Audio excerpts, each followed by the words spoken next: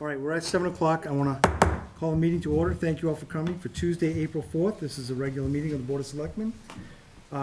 We have with us the Boy Scouts, and we've asked them, Troop 34, we welcome them today, and asked them to lead us in the Pledge of Allegiance. So please stand. Ready when you are, guys. I pledge allegiance to the flag of the United States of America and to the republic for which it stands, one nation, under God, indivisible, with liberty and justice for all. Thank you. Very well done. Well said, yes. Okay, we have a number of public announcements we would like to get underway, so let's begin. I'll read off the page. The Hanson Middle School students are collecting slightly worn clothing and shoes for children, for shoes for children ages newborn to 12 years old to support Cradles to Crayons, which provides clothing to children living in homeless or low-income situations. They're also looking for new pajamas and socks. They're collecting through Thursday, April 6th, and items can be dropped off at the Hanson Middle School or St. Joseph the Worker Church or Boss Academy of Performing Arts. And they have asked Mike if we could put this up, post this in Town Hall, so I'll leave this here for later, okay? So again, this is for the Hanson Middle School because of running this. Thank you very much. And quite a noble cause. I want to thank them for that. The Whitman and Hanson Dollars for Scholars will be opening the month of April. Whitman Hanson Dollars for Scholars will be opening the month of April with a meat raffle at Damien's Pub located at 279 Spring Street in Hanson on Saturday, April 8th. The meat raffle begins at 2 p.m. All proceeds from the event will benefit graduating high school seniors from Whitman Hanson who are continuing on to college. For more information on this event and Dollars for Scholars, please contact Michael Ganchert at 781-252-9683 or visit whitmanandhanson.dollarsforscholars.org.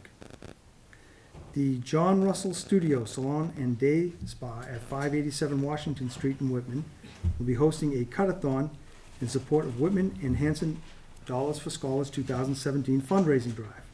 The event will be held on Sunday, April 9th from 10 a.m. to 12 p.m. with all proceeds to be donated to the Scholarship Fund. The cut-a-thon is for wet cuts only. Pricing for the event will be women's cuts $25, men's cuts $15, and children's cuts 10 years at $15. 10-year-old children, they're saying, okay. Manicures at $10 and mini facials at $10 will also be available. Appointments can be made by calling 781-447-1100. Walk-ins will also be welcomed. For more information, please visit www.whitmanandhanson.dollarsforscholars.org. The Whitman Hanson Marching Band Pizza Bowl fundraiser will be held on Sunday, April 9th from 1 to 3:30 p.m. at the Whitman Hanson Regional High School cafeteria. Come and sample pizza from many local establishments and judge who has the best. There will be games and door prizes. Tickets are $5 per person. Proceeds will help defray costs of the new Whitman Hanson Band uniforms. And Green Hanson is sponsoring 3 events. The first, Sunday, April 9th, there will be a nature walk at the Webster Billings Conservation Area from 1:30 p.m. to 3 o'clock p.m. The entrance to the conservation area is at the end of Old Pine Drive. On Saturday, April 22nd, from 8:45 to 11:30 a.m., the annual Green Up will be held starting at Town Hall. Volunteers are requested to bring gloves, boots, long sleeve shirts, and pant and brightly colored clothes. We also had, didn't we have t-shirts for that too, Mike? And I think Noonan Dumpster. Yes. And the t-shirts were donated by Walker Clay. Thank you Yes. to those two organizations.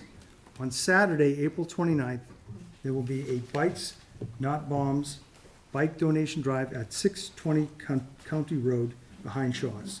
Donations of bikes, bike clothing, gear and helmets will be accepted.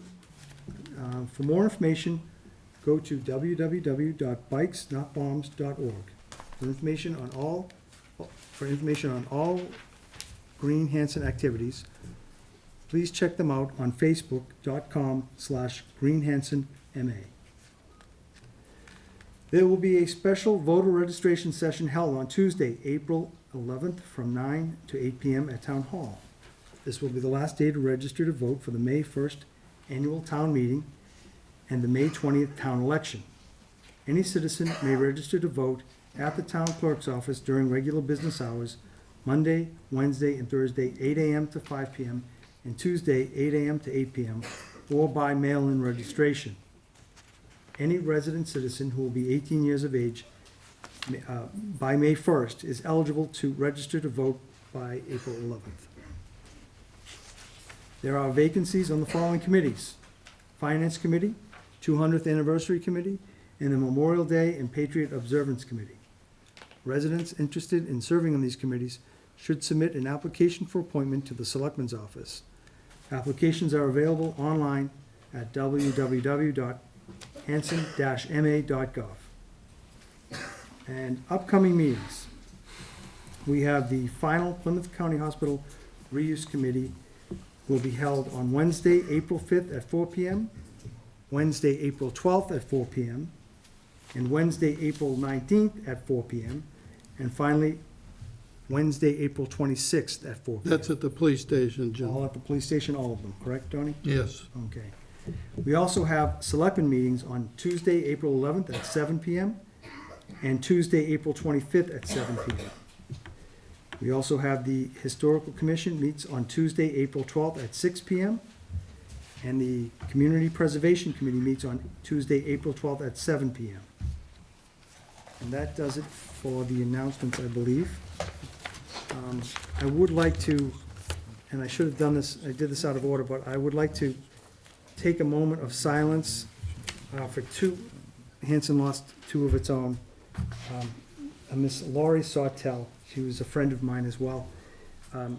She was best known to work in the snack shack down at baseball.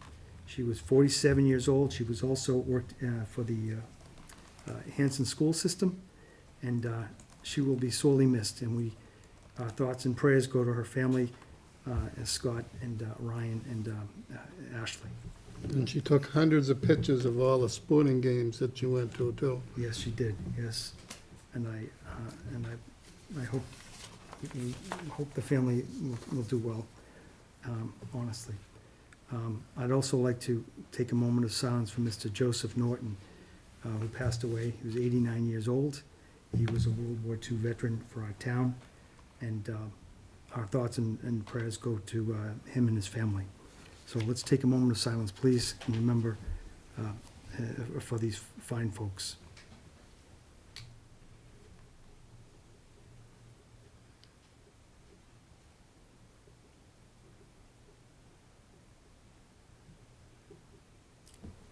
Thank you. Okay. On to better news. We have under new business, welcome the Hanson Boy Scout Troop 34 with us here tonight. And if I'm not mistaken, I believe they're here for their communication merit badge. Is that correct, guys? Yes? Do one of you have a representative who wants to speak, or no? Any good words? Where's Chris Fraser? Hi, Chris. I'm the teacher. You are, okay. Do you mind if I read off the names of the kids? No, for Would it. you be all right with it? Okay. The Scoutmaster's good with that. All right, thank you. Thank you. So the names of the scouts in the class for this merit badge are Matt Avery, Jake Barbado, Ben Bryan. Is that correct? Or Ben Brain? Is that right? I apologize. Joseph Curran and Michael Curran, Walton DeRocher, Mike Duchette, Alec Frazier, Billy Gillette, Jack Gillette, Liam Keane, Jeremy Lynn, Gabe Nowalski, Chris O'Brien Cullen, Poth, and Jake Wheeling. We want to thank you guys for coming tonight. congratulate you on your merit badge, and keep up the great work. Thank you, guys.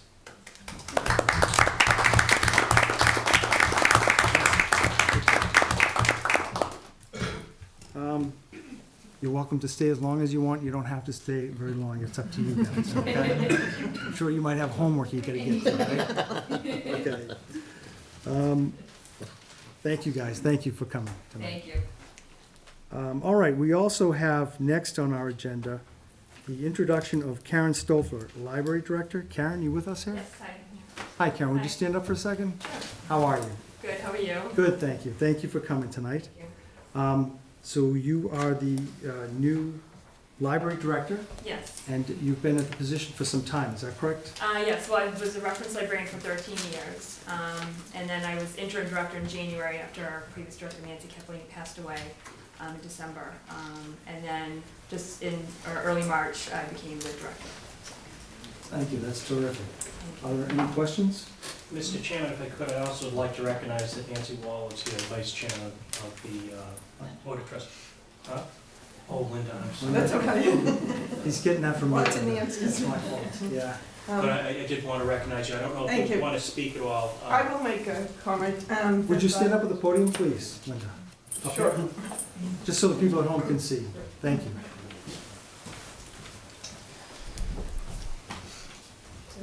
The Hanson Public Library Board of Library Trustees are very pleased to be able to introduce Karen Stolfer as our newly appointed library director. Karen's highly qualified, brings local knowledge and experience to the position, having served as our reference librarian for 13 years. Library trustees feel very fortunate to welcome Karen as the new director of the Hanson Public Library. Thank you. Thank you, Linda. Thank you. Welcome, and thank you for taking the position.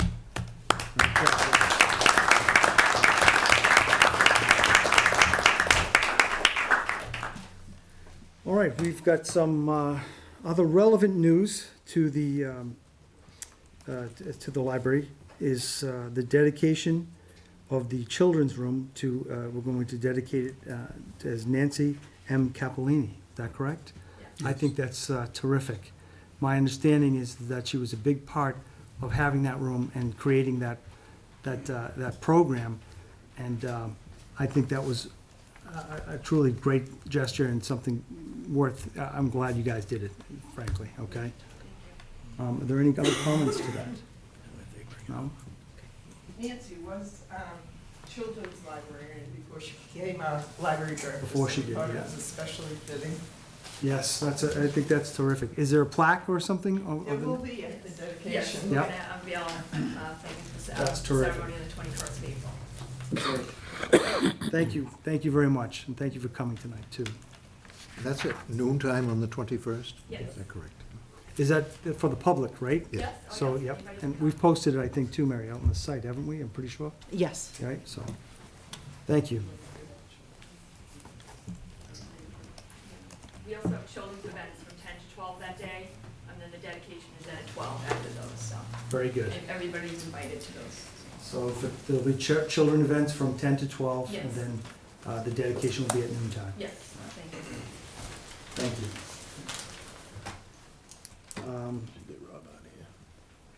Yeah, let me move to the, we've tabled the family medical leave policy item, right? Yes. And so would you, is somebody here for the Historical Society request for letter of support for the CPC funds to repairs to the schoolhouse number 4? Is somebody here for that item? Do you want to speak on it? No, I don't think anybody's speaking to it. So why don't we move from that item right directly to Rob Lynch, who could give us a review of the fiscal year 2016 audit. Rob? Mr. Chairman, we do, I would request a vote to support that request. Okay. And I'm not sure if, since it's coming from the CPC, if Laura has anything that she'd like to add to it, but, Is she here? yeah. Oh, I'm sorry, Laura, I didn't see It's that. fine, but I'm not representing the historical side, I'm Please. just here. No, but as far as CPC's involved, Yeah, I just mean, to give a little What's background. required? It's painting you know. Schoolhouse? Yeah, so one of the requirements in our application is to make sure that we're getting support from the various town boards, so that we don't have some commission or department going rogue and doing something that perhaps wouldn't be supported by the rest of the town. That's certainly, I don't think, the case here, but Leave them at the corner. Thank you, Laura. So they're just going to repair that house. I think Bruce, I was in there one time helping move something in after Bruce with him. You were in there, weren't you? Schoolhouse number 4? Schoolhouse number 4, I've spent a lot of time in For Schoolhouse that, number 4. yeah. Yeah, that's where we have all our meetings, yeah. Historical Society. So I would entertain a motion to support the Historical Society's request of letter of support for the CPC funds to repair the schoolhouse number 4. So moved. Second. Motion has been made and seconded. Further discussion? Mr. Chairman, may I Mike? request that that motion also include authorization for me to sign that letter to give to the CPC? I would entertain a motion to amend the motion as stated. So moved. Second. You got that, Mary? Mhm. Further discussion? Only I'd like to, for the benefit of the scouts, that if you've never been to Schoolhouse 4, number 4, it's the oldest schoolhouse in the town of Hanson, still used. It's used as a museum, and it's also the headquarters of the Hanson Historical Society, and it is also in the National Register of Historic Places. Very So good. it's on Main Street. I think you know where it is, right opposite the Elsie Thomas And they have Schoolhouse. good strawberry shortcakes there in the fall. Yes, that's true. All right. Did you go to school there, Bruce? What's that? Did you go to school there? Yeah, I was in the class of 1841. Yeah. I'm just checking. All right, thank you. So, motion has been made and seconded. Call to vote. All those in favor, say aye. Aye. Aye, 5-0, Mary. All right, next item is Mr. Lynch. I apologize, Rob. And he is going to give us a review of the fiscal year audit for 2016 for the town. Take it away. Well, good evening. I'm Rob Lynch with Lynch, Malloy Marini, and we conducted the audit for the town for FY16. We have presented our report, and we had previously met with management and reviewed the report in detail, and my understanding that's been circulated to the board. I did provide an overview of the financial information as a handout this evening. But just to, as an overview, you know, the objective of the audit is for us as the auditors to issue an opinion on the town's financial statements. We also issue a report on internal control and compliance and other matters. The audit's conducted in accordance with government auditing standards. And just as an overview, you know, we do a lot of work, you know, in order for us to render our opinion. We take the town's financial statements. They're maintained in accordance with the Uniform Massachusetts Accounting System. And we do make adjustments to those financial statements to get them into the GASB, the Governmental Accounting Standards financial reporting format. And that has 2 sets of financial statements that are issued, the government-wide and the fund basis statements. But as a result of all of our work, and we can go into more detail if you have questions, but we did issue an unmodified opinion, which means that the financial statements are fairly stated in all material respects in accordance with generally accepted accounting principles. So that means that the reader can rely on that financial information. As a result of the audit, we didn't have any material weaknesses or significant deficiencies that were disclosed in our report in accordance with government auditing standards. The town did receive and expend less than $750,000 of federal money, so you are not subject to the single audit, the uniform guidance Oh, okay. issued by the federal government. So, As an overview, the financial statements, the government-wide financial statements, which are full accrual, which would accrue all of your revenue and have your accounts receivable, the town's capital assets, as well as all the liabilities, the debt, the long-term bonds, other post-employment benefit liabilities, and the net pension liabilities.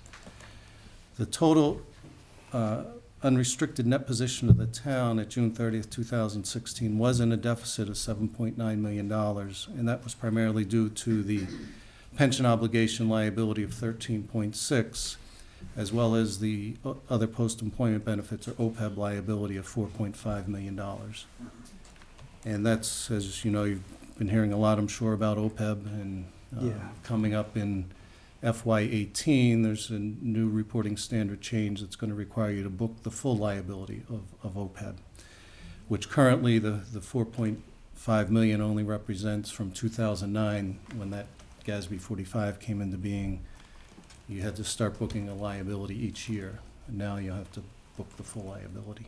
What does that mean, Bob, in terms of, It's going to have an additional liability on the books. for the full amount? Of you're the full saying? amount, I think it's around 20 million or so. Okay, But you'll have to have with the new GASB comes a new actuarial valuation that has to be done in accordance with that standard, so that liability will be recalculated. So that'll be reflected on there, so more good news. And yeah. what's happening now is the bond rating agencies, everybody, all the municipalities are in the same boat. They recognize that you can't just, write a check to fund this liability, but they're looking to see that you have a plan To pay it. to pay it, Yeah. and you're sticking to that plan. Down the road, they might start to ask a few more pointed questions, and it may impact your bond rating, but as right now, they're just making sure you're aware of it. Is there a certain percentage that they want us to pay per year or something? Are there Right. rules on it? Right now, no, but that may come into being within the next several years, just as they start to. Yep, get the legs. Right. Mike, didn't we put some money away last year for that? Yeah. We started our OPEB program? Yep. Yep, you Starting created to the fund that? account, and you Yep. started salting a little bit of money away, which is typical, as Rob mentioned. It's the Pretty much same every here, it's community- the same way across the country, Yeah. the municipalities. I Yep. know the region has like an OPEB of like 24 million and counting up Yep. there. That's in their financial statement as Right. well. Yeah, all the municipalities across the country have to follow these same rules. There are very few communities in Massachusetts that have been able to actually fully fund. I think, what are there, two, Cohasset and Weston, or Wellesley. Wellesley? So everyone else is in the same boat. But they borrowed money to do it. They issued bonds, got special legislation to do that. Hmm. But, it's there, and It's gotta be addressed. it's not going away, right? The change in that position for FY16 for the governmental-wide statements of full accrual was an increase of 2.8 million, and that was just an increase in some of the property tax revenue for the year. The water enterprise is on a full accrual. That had a total net position of 12.3, of which 9 million was invested in capital assets and 3.3 was unrestricted. And one of the recommendations we did have currently, though, the OPEB and the net pension liability is all resting with the governmental activities, and the plan is for next year that's going to be allocated out, and the portion for the enterprise fund liability will be shown in the enterprise funds. The fund basis statements are on a modified accrual basis, and that's similar to the UMAS basis. The general fund had an aggregate fund balance of $4.4 million. That was an increase of $1.4 million for the year. That includes, under GASB, generally accepted accounting, or government accounting standards requirements, that includes the stabilization fund of $1.1 million as part of the general fund, even though under Mass General Law, the stabilization fund is treated separately. The general fund unassigned balance was $3.2 million, and that's about 15% of your general fund expenses. But I know the budgets are tight. The committed balances were 1.1, and that's essentially your carryover articles and encumbrances of 63,000. On the fund basis statement, any major funds, which essentially are anything that's 10% of the total, are broken out separately, and that's your septic loan fund had balances of 1.1 million. CPA fund had a fund balance of 1.3, and the ambulance fund had a balance of 799,000. And all the other funds are just combined under other governmental funds. As I mentioned, the report on internal control, we didn't have any material weaknesses or significant deficiencies. We did issue a management letter. A couple of comments are related to just getting a list of wells put together. Specifically, the private wells. Yeah. Specifically, approving a capital asset threshold allocate the OPEB, as I mentioned, and then just developing an internal audit plan and program. And we had some comments specific on Camp Kawani, which I know everyone's familiar with, and you have done your investigation to address and improve the issues there. But that's a brief overview. I could open it up to any questions if anybody has any. No, I think it's good. On the Camp Kawani, I know that the current board has already reviewed the policies and procedures there. Is that right, Mike? So that's pretty much met halfway from this recommendation. But we've got to address the, implementing the internal audit and audit program. I don't know if that's been done Yeah. as yet. And this is the second reminder that we've got from the auditors to do that. That actually, Selectman Young, fortunately, as we're aware, we did install a new recreation director, and she has been given, through me, the task of seeing that to fruition. We started it, we held up a little, knowing that the director would be coming on fairly soon, and that's one of the first tasks that I have given her, to Come up with see that the rest of the way through. So this would be an auditing system, for an automated audit system to run for Camp Kawani. That way you could actually go in anytime you wanted to, and you could look at any rental, and you would know what was due. Yeah. You would know how much, revenue has been received to date. Yep. And you would see which rentals have been paid, and what the due dates are on them, and what the date of the event is. I imagine you'd be able to pull and make reports from the data that's provided in it, yeah. You'd be able to see your actual accounts receivable for that particular enterprise fund. So that's very good though, Bob. I appreciate this. So we're in good shape from an audit perspective. I think Yeah, other there's than- not any major problems. Major Certainly, issues. there's some things that need to be looked at, but overall, things are in good shape. We have a good financial management team in place. Are there any further questions, Mr. Lynch? No, I don't have anything. Thank you very Thank much. you. All right, thank you very much, and Wait a minute, there's Oh, one. it's Mr. Hickey. I saw that there were extra copies put at the end of the table. Are those for anybody? Yes, sir. Yeah, come and get one. You Come on, may take have one, Mr. Hickey. Please come forward. I get two. Mr. Chairman, it's my intention going forward each year to ask Rob to come and give this sort of Overview? executive level overview, just so the board is aware, from the horse's mouth, for lack of a better way to say it, that we fortunately are in very good shape fiscally and in terms of our policies and procedures. So I appreciate Rob coming here, and hopefully we'll see you again with equally good news next year. Yes, thank you. Yeah, we appreciate the opportunity to do it. We do this with a number of our communities, not every year. It has been a while since we've done it here for Hanson, so Mhm. it's good to come here. I'm especially impressed the Boy Scouts hung around to listen to this. Yeah, Exciting If I information. can correct you, it's not really the horse's mouth, but it's the auditor's audibles. There you are. Alliteration. this is the way of earning their badge, so that's why. Thank you very much. Thank you. Okay, so next on our agenda is under new business. The last item I have is declare the fence at Plymouth County Hospital surplus. I would imagine that we've taken the fence down because the property building is now taken down, is that right? It will be taken down once the debris is cleared. It will need to be removed so that we can do or the company can do the landscaping and other physical work that comes after the demolition. We have, and I won't get into particulars, but we did get an offer to come in and remove the fence for free if we were to give the fence to the company that is removing it. I'm taking a look at that. Just the removal of the fence itself costs about $5,000 or $6,000. This particular company would be willing to forego the cost or charging us the cost of removing the fence if they could keep the fence. I personally do not see any future use for the fence. We don't have any place really to store it, so it's something that I am looking at. However, for me to make any decisions or suggest any decisions, we do need to declare it as surplus.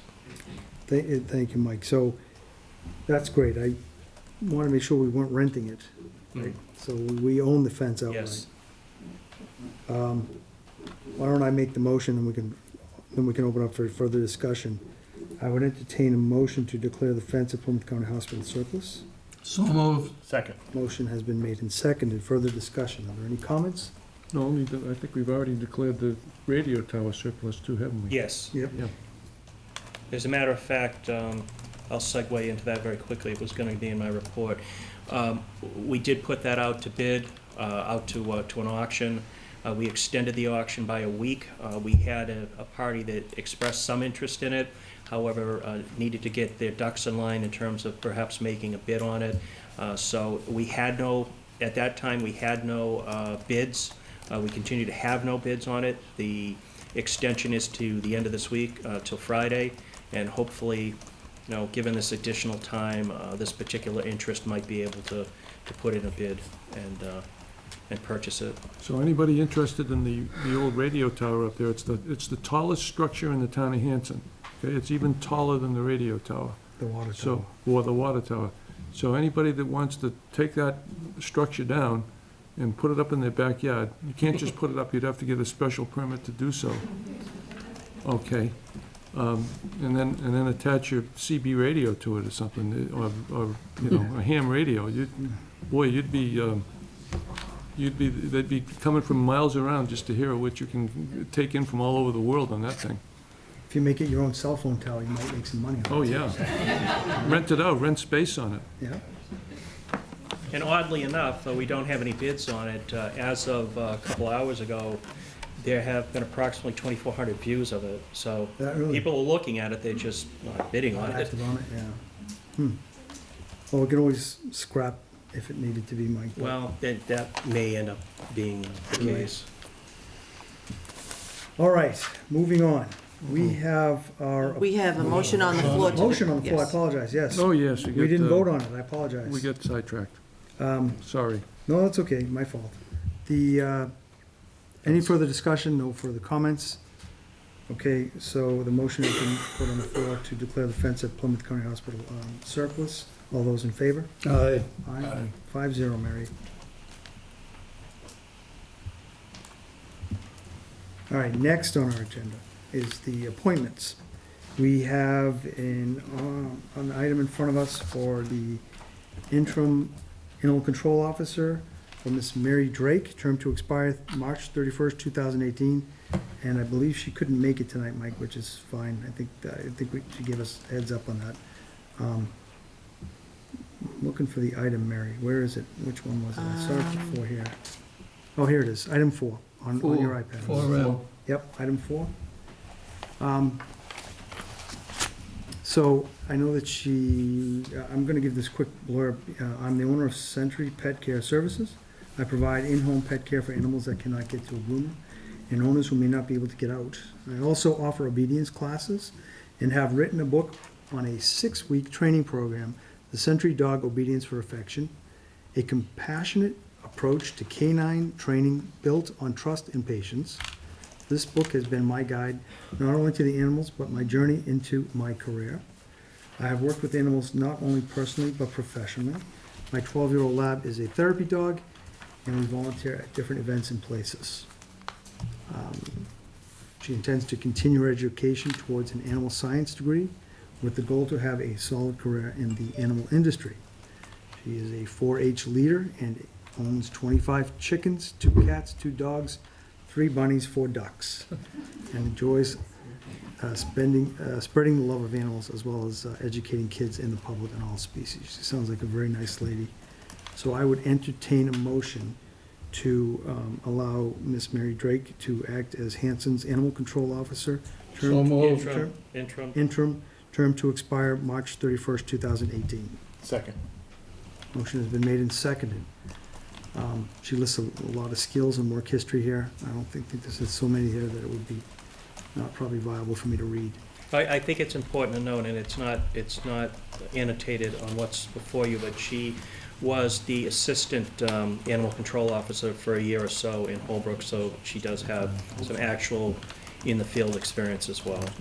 Excellent. And Mike, would she be using a vehicle from our town? Yes.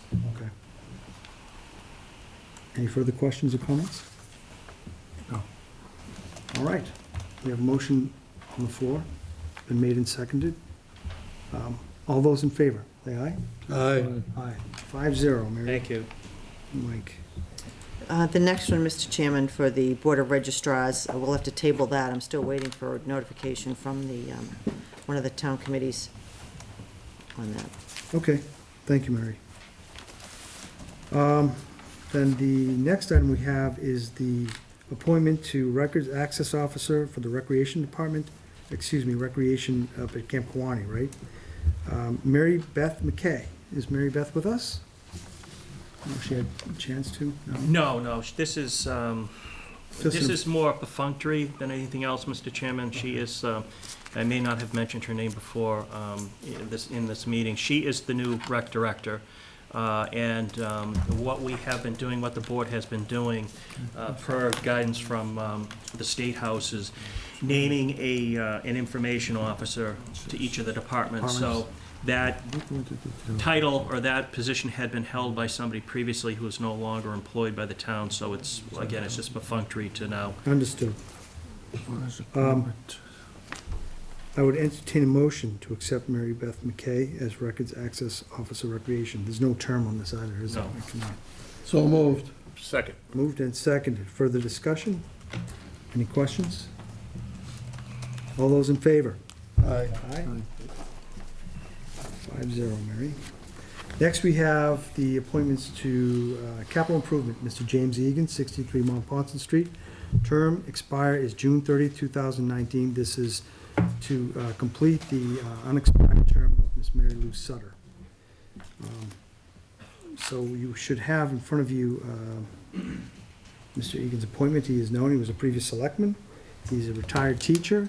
Should be and he's- number 5 on your list. Item 5, yes, I apologize. Okay, Item 5 on your let's iPads. just call that up. Extensive involvement in municipal government, of course, including over a decade of service on the Capital Improvement Committee, and he has, it's been provided him with the appropriate experiences and qualifications suitable for the position. I believe he's the only one on it, and I want to thank him for stepping up. I think he's with us here tonight. There he is in the back.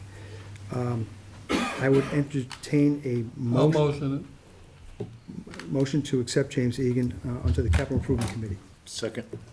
Seconded for the term expired of June 30, 2019. Discussion, further discussion? This is a tough one for me because I've got to make a statement on this one. And it's nothing personal against Mr. Egan. It's nothing personal against him. It's just some of his actions over the years. And I'm just going to make this brief statement. And I'm going to say, please understand that this is not at all personal, because I do not cast votes for and against anyone on that basis. In this case, I happen to be aware of some of the actions of the applicant that, in my strong opinion, were not in the best interest of the town of Hanson or its citizens. And for that reason, I'm not going to be casting a vote in favor of Mr. Egan for an appointment on the Capital Improvement Committee. I'm not going to go into detail about it, but for that reason, I can't cast a vote for him. Okay, thank you. So noted. The only concern I have is, Jim, I know that you're running for selectman as well, and if you get onto that position, I think you'd have to, I believe that you would have to step down. I just wanted to make sure that that would be understood. If you get to be selectman position, and what I'm told is that under Article 2-11 under the Capital Improvement Committee bylaw, it states that the Board of Selectmen shall establish and appoint a committee to be known as the Capital Improvement Committee, composed of 7 citizens at large, 3 to serve 1 year, 2 to serve 2 years, and 2 to serve 3 years, and each thereafter for 3 years. The town administrator, appraiser, assessor, town accountant, and the treasurer collector shall serve as non-voting members. So what's my point? My point is that you would be, if you are elected selectman, that you would not be a citizen at large. You would be considered a selectman. So I just wanted to make that known. Any questions? In my previous service, the same situation arose. I was allowed to continue to serve. But I understand what you're saying. Thank you, sir. Appreciate that. Are there any further questions or comments? I want to thank you for stepping up, Jim. I know that I know that being a selectman is not always an easy job. You have to take a position, and sometimes it's not going to be a favorable position to some other people out there. We have our best interest for our town at heart, and I think you do. And I want to thank you for stepping up. Are there any further comments? or No, but questions? since you said that, I should clarify my position. It has nothing to do with the position that Mr. Egan took on the Mhm. building the schools or demolishing the Indian Head School in the McQuon 3 years ago. There's understand. absolutely nothing to do with that. I understand, I do, and I thank you for being respectful. I think we've been all very respectful here tonight. It's okay to agree to disagree. We should have the Boy Scouts here more often, all right? Because you guys put us on our best behavior here tonight, honest to God, all right? Thank you. All right, motion has been made. Has it been made or no? Yes. Yes. Motion has been made and seconded. Yes. Let's bring it to vote unless there are any other comments or questions. None said, so moved, so let's move. All those in favor of accepting Mr. James Egan into the Capital Improvement Committee for term expired June 30th, 2019, say aye. Aye. Aye. Those opposed or against? No? 3-2, motion carries. Welcome and thank you, sir.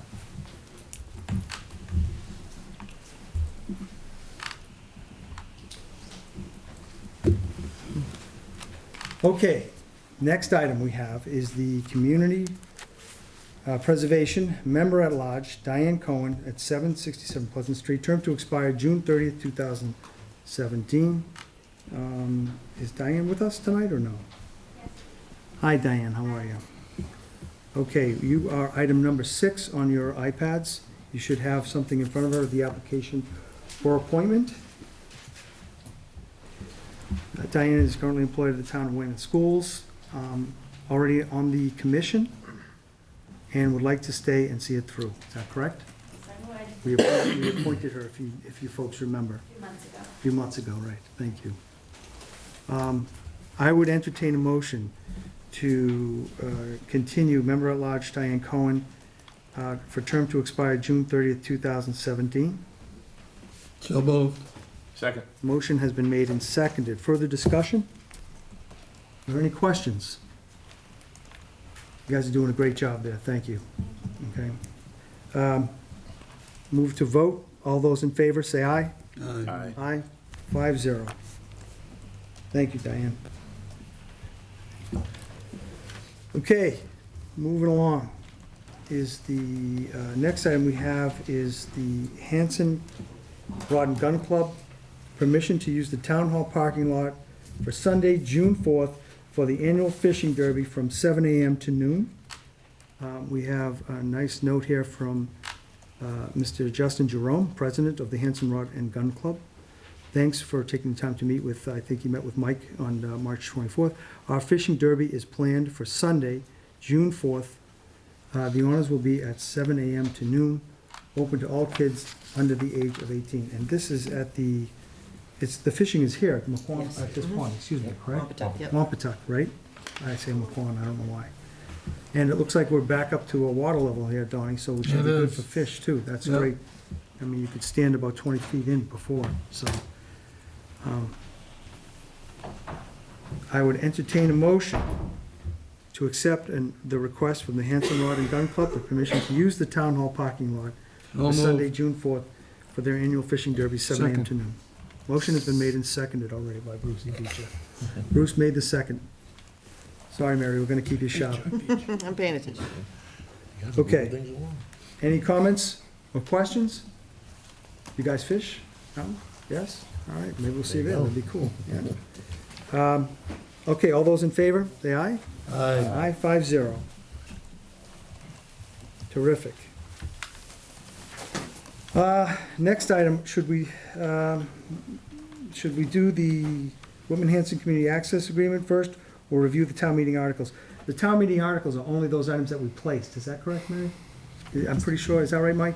Yeah, as Yeah, with a opposed, couple of changes that we'd made. there are. So it's there are not two all of cha- them? Yeah, there- Not all of no. Right? You went through the vast majority of them at the last meeting. These were the These were the articles that had been requested by both the Conservation Commission and the Planning Board that I felt it was appropriate to have representatives from each of those boards come in and answer any questions that the selectmen may have as they move forward in their consideration of recommendation of those articles. Okay.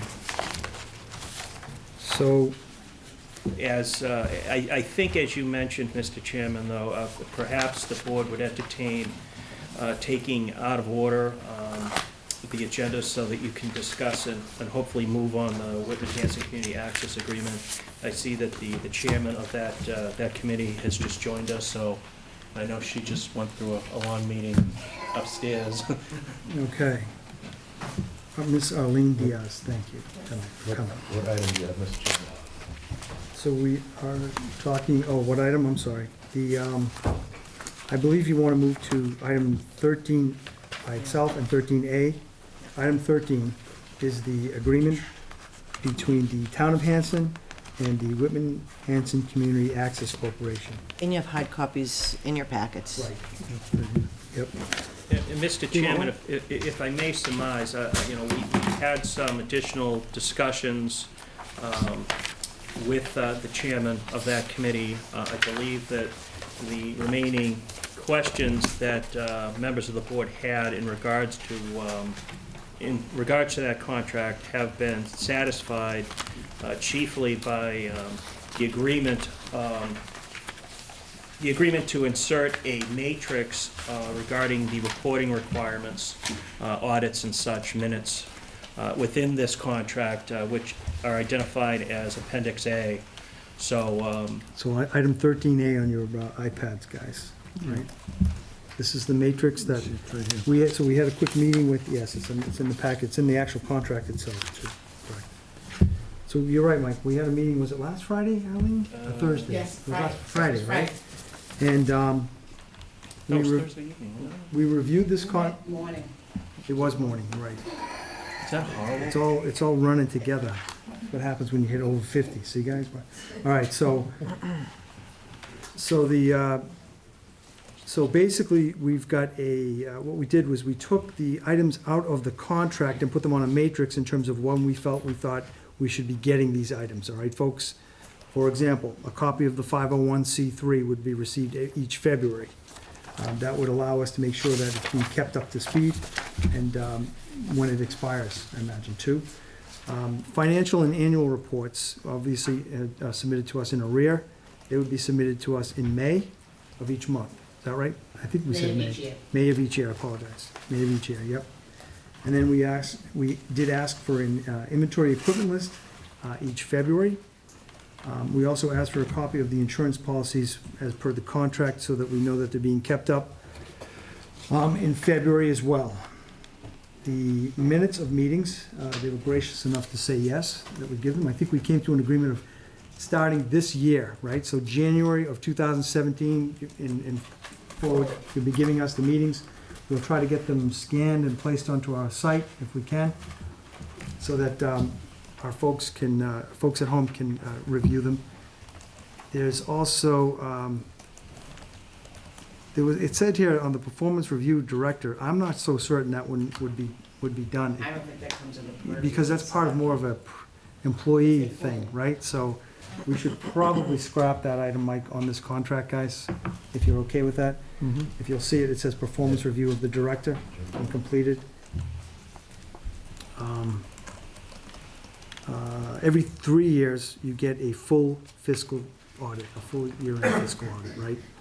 And that, we understand, is currently being done and should be done by August. We have been getting reviews, Mhm. and so I asked the accountant whether or not we would fall into a year, or at this point now, do we fall into an audit every year, I see. based on the income? I get you. So once they get all the figures in, if it has to be a full audit, then they actually physically have to come into the office and go through all the records. Okay. Is that over the $500,000 That's threshold? over the, if we're over the $500,000. Right. And then it has to be an audit every year. Every year, right? Yeah. We also invited that, and you're here, obviously, for the March period, but perhaps come each quarter, and just maybe give us a rundown of what's going on with the programs from Whitman Hanson Community Access. Arlene, do you want to just, Arlene Diaz, ladies and gentlemen, do you want to tell us how many people are currently on the board from Hanson and Whitman? And there were some great points we talked about regarding the fact why your organization is set up as a nonprofit organization. It's actually to protect both The town. towns, right? Yeah. Hanson and Whitman. The initial, when the cable advisory board, the cable boards from Whitman and Hanson, the Board of Selectmen appointed people from each of those boards to sit on our board. One of the things that we had to do is we had to create 501c3, so that as a separate entity, we protected the town from any kind of liability. If somebody sued us, if there was content that was on the channel that people didn't appreciate, then the town was not liable for it. And that's why we're a separate entity. Makes sense. And that's true because of the freedom of speech clause, right? I mean, Right. we don't, if we say no, they couldn't go on it or something like that, we could be, Then they could sue. we certainly sue us for that issue. It makes sense. I know that you've got 3 members from Hanson, is that We correct? have 3 members from Hanson currently, and there should be 4 from each town. Yes. We have 1 person right now from Whitman, and we have somebody coming in at our next meeting. There's another Whitman person. Oh, great. And Okay. we have put advertisements out, we're always looking. I have seen the advertisements. Where do you post your meetings when you have them? Do you put them in the paper or? They're not usually posted in the paper, we usually post them on, you can get the information on our site, on the the bulletin board too. Okay. Yeah. So Mike, maybe is there any way we could put a connection to that link? Yes. We've actually come to the selectmen's meetings, and announced it at the selectmen's meetings when we're looking for volunteers as well, Right, in your announcements. okay, It's open to any citizen of Hanson. yep. Any resident, yep. One of the things, and I know Mr. Roy passed away, and he was a big figure in what he had done for us here. One of the items that we talked about too was possibly getting more programs recorded for more meetings, like the FinCom meeting. I know they're not gonna be too crazy about being And recorded. you were supposed to ask. We do have it on our list. Okay. But one of the ideas was what we're having a problem with, folks, is getting volunteers, even kids from the AV class to, and we offered them free pizza, right? I know when they said no. You did, excuse me, not me. To come and record for an hour and just man the camera, so to speak. So that doesn't look like it's going to work out. So what we're looking into and what we're going to put out there, I think, is something to the effect of each chairman from the appointed positions would basically run the camera on a tripod and record the meeting. Okay? They would learn how to run the camera, give a quick review on it, run the meeting as best they can, take out the disc, or I'm not sure what it's placed on anymore, but certainly they'd be able to turn it in at the end to Whitman Hanson Cable Access. We're thinking of having like a certain number where they might not have to do a recording, or if there were problems, but the idea would be to record the majority of them, or most of them, if they could.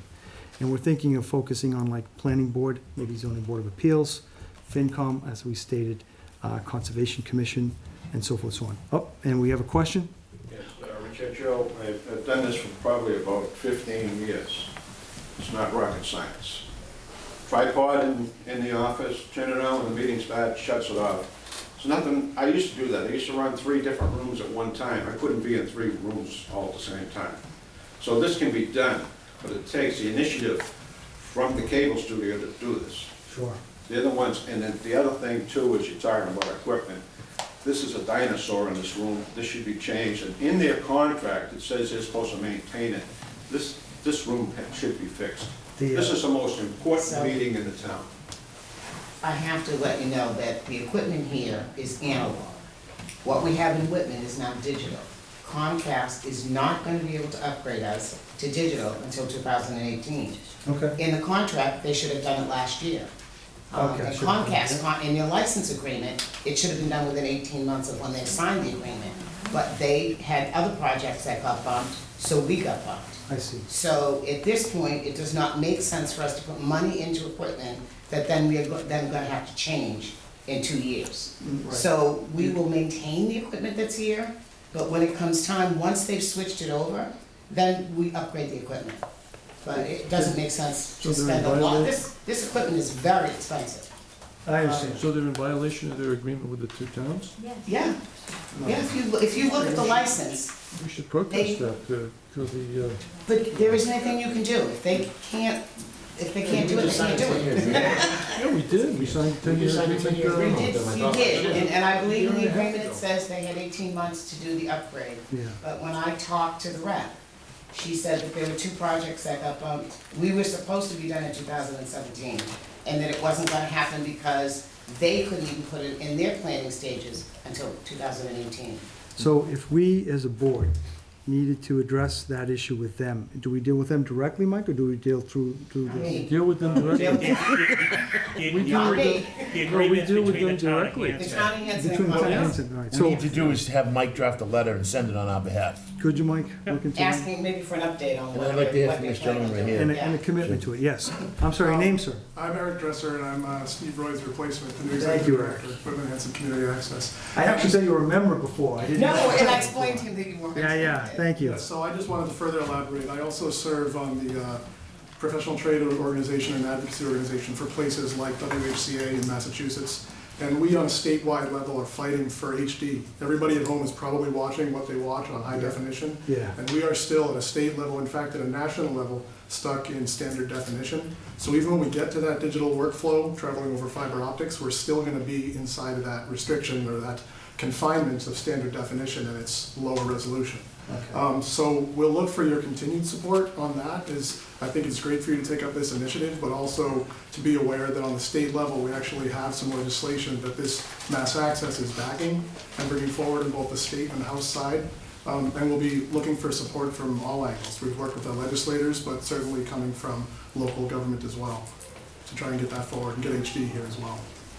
So if we send a letter, Mike, could we CC this organization to the community group? Thank you, Eric. I'll put you in touch with the mass access folks as well, so that they can see if you'd like to Yeah, CC them. especially if they're not in, maybe there's some sort of compensation in order to our senior citizens, since they couldn't come through on their contract obligations, right? Right, Donnie? Yeah. We'll see what they can do. I was gonna say, Hanson always gets pushed aside, Yeah. no matter what it is. Why do they always pick on Hanson? They always do.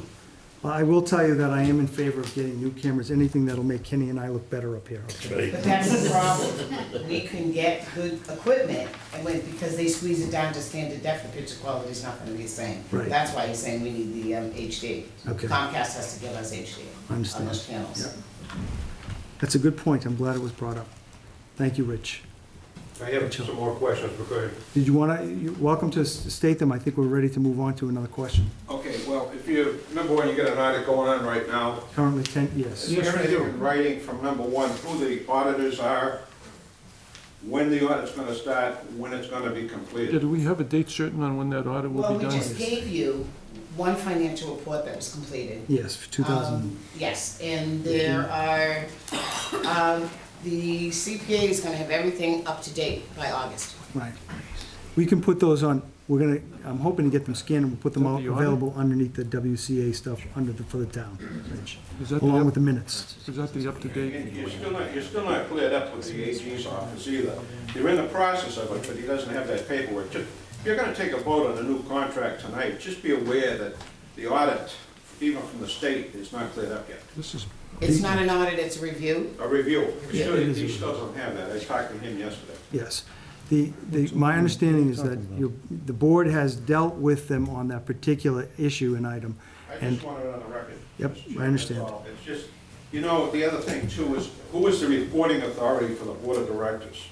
That's a good And question. that hasn't been answered, and if you talk about signing a new contract, everybody in this town, from the police, the fire, everybody has a reporting, I have a reporting authority in my business.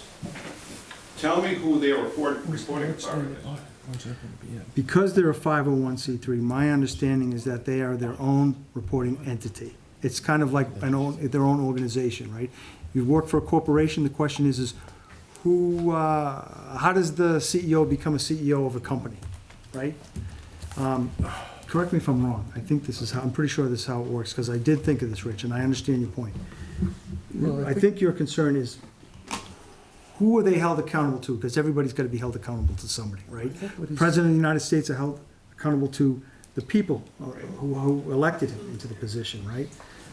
My belief is that although the board is a private organization considered a 501c3, they are still obligated to report to the people of Hanson and Whitman and maintain our service. There's no repercussions, there's no election there's no outside election of that entity. You know what I'm saying, of that board. They can basically vote themselves to that position, just like a corporation can do. I understand all that, and I want to clarify, because if there's other nonprofits out there other than Whitman Hanson, are they doing the same thing? In other words, you compare this to other entities out there throughout the southeast here. Yeah. What's Whitman doing with their contract? Do they get the same verbiage in their contract? Where do they stand with their contract? I think they're waiting for some resolve. They're waiting to see, I think, what Hanson does. Because in the past, the contracts were the same. Oh, But I was just gonna say that the Attorney General's office is really, I think, where that regulation is. If we hadn't filed paperwork for 3 years, we'd be in jeopardy of Losing your 501c3 losing 501c3 status, which is, according to the agreement that I believe you have in front of you, a requisite of our composition. So there, I think it's that way, and I think if you're drawing comparisons, you should draw comparisons with other things like churches. I mean, it could even be scouting organizations like that. These organizations have their charters and things like that that dictate their composition And they have their own boards and their own They have their own, elections. like Kiwanis is a 501c3. They don't report to an outside entity. No, I understand, and because of the way that it's been set up to protect the towns, this is why it's acting as its own corporation. I'm sorry. In other words, if this Whitman Hanson, which just hypothetical, went awry, the Board of Selectmen would have to dissolve the whole group. That would be the ultimate. That would be any recourse, that's all. It would be, but we would If also, it's mismanaged or financially mismanaged, you're signing a contract tonight, you don't have an audit, you don't know how the budget's going, who's paying what. what is the Those are my status of questions. the audit anyway? well, we did get, hold on, we did get financial reports for 2015, Those are- right? those- 14, 14, excuse me. We're waiting on 15 in another month, 16, at yes. the end of this month. So we have some of those financial reports. I agree with you that the full audit will be done, and I'm pretty sure they said by the end of August.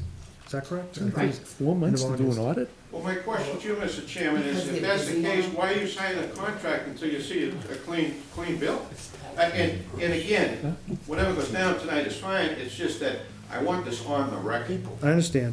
I also understand that if the corporation, do not meet the obligations set in this contract, we can dissolve the contract. We'd have to go through legal recourse, but it would be there to do so. I understand it all. I've read this thing 20,000 times. Right. We can go to Verizon? No. No, because they're not gonna put any money in. Verizon's not spending any money. We don't have fiber optics in our You town. have to go. I got it in front of my house. Do you? Maybe they could hook in. Mr. Chairman, another recourse that the Board of Selectmen or the town could take, if they were dissatisfied with the performance of the Cable Access Corporation, is to withhold the payments that were received from Comcast on I believe, a quarterly basis. Those Towns- payments are made directly to the town of Hanson. Right. And then the town of Hanson then sends them over to the cable access. Right now, the way we have it set up is we actually approve the fact that it goes directly to the cable access, but we can change that at any time. That's just for a matter of convenience. Right. It is, it's something that's solely still under the auspices of the town of Hanson and the Board of Selectmen. So it's certainly, that would be, the nuclear option, just to coin a popular phrase these days. But that certainly is within the authority of the Board of Selectmen. So what it's saying is, instead now what we've done is we've agreed to send the payments directly to the cable access. Well, that's Yes. what's going on now. That's what's going on now. What we could do, he's suggesting, is we could have the money would come into our treasurer, is that correct? and then from our treasurer to that office. Now, we could withhold payment, I suppose, but we would also be in, we would have to make sure we're within our right to do so, making sure that we're, following the letter of our contract. in We terms of- would, it would be within the rights of the Board of Yeah, Selectmen. within to do so. Yes. So that's an option as well. We could do that, and that wouldn't be a problem. I imagine that they wouldn't get the payment. Might be another couple of days delay, but I don't think it would be that much delay. I don't. What, if we were to If we were receive to- it directly? Yes. It would just, again, it would just be a matter of making a phone call to the people at Comcast and saying that, Send it just to don't us. send it directly to them this particular month, this particular quarter, or whatever the payment schedule is. Again, it was done more for convenience than to pass authority away from the town of Hanson and the Board of Selectmen. Can I ask a question, Mr. Chairman? When Sure, was the Mr. last, Chairman. when was the last time an audit was done that was submitted? How long ago was that? Do we know? A full audit or a review? Full audit. Yeah. We were only required to do a full audit. Every if 3 we years. went- No, over $500,000. Now, I know we've done an audit.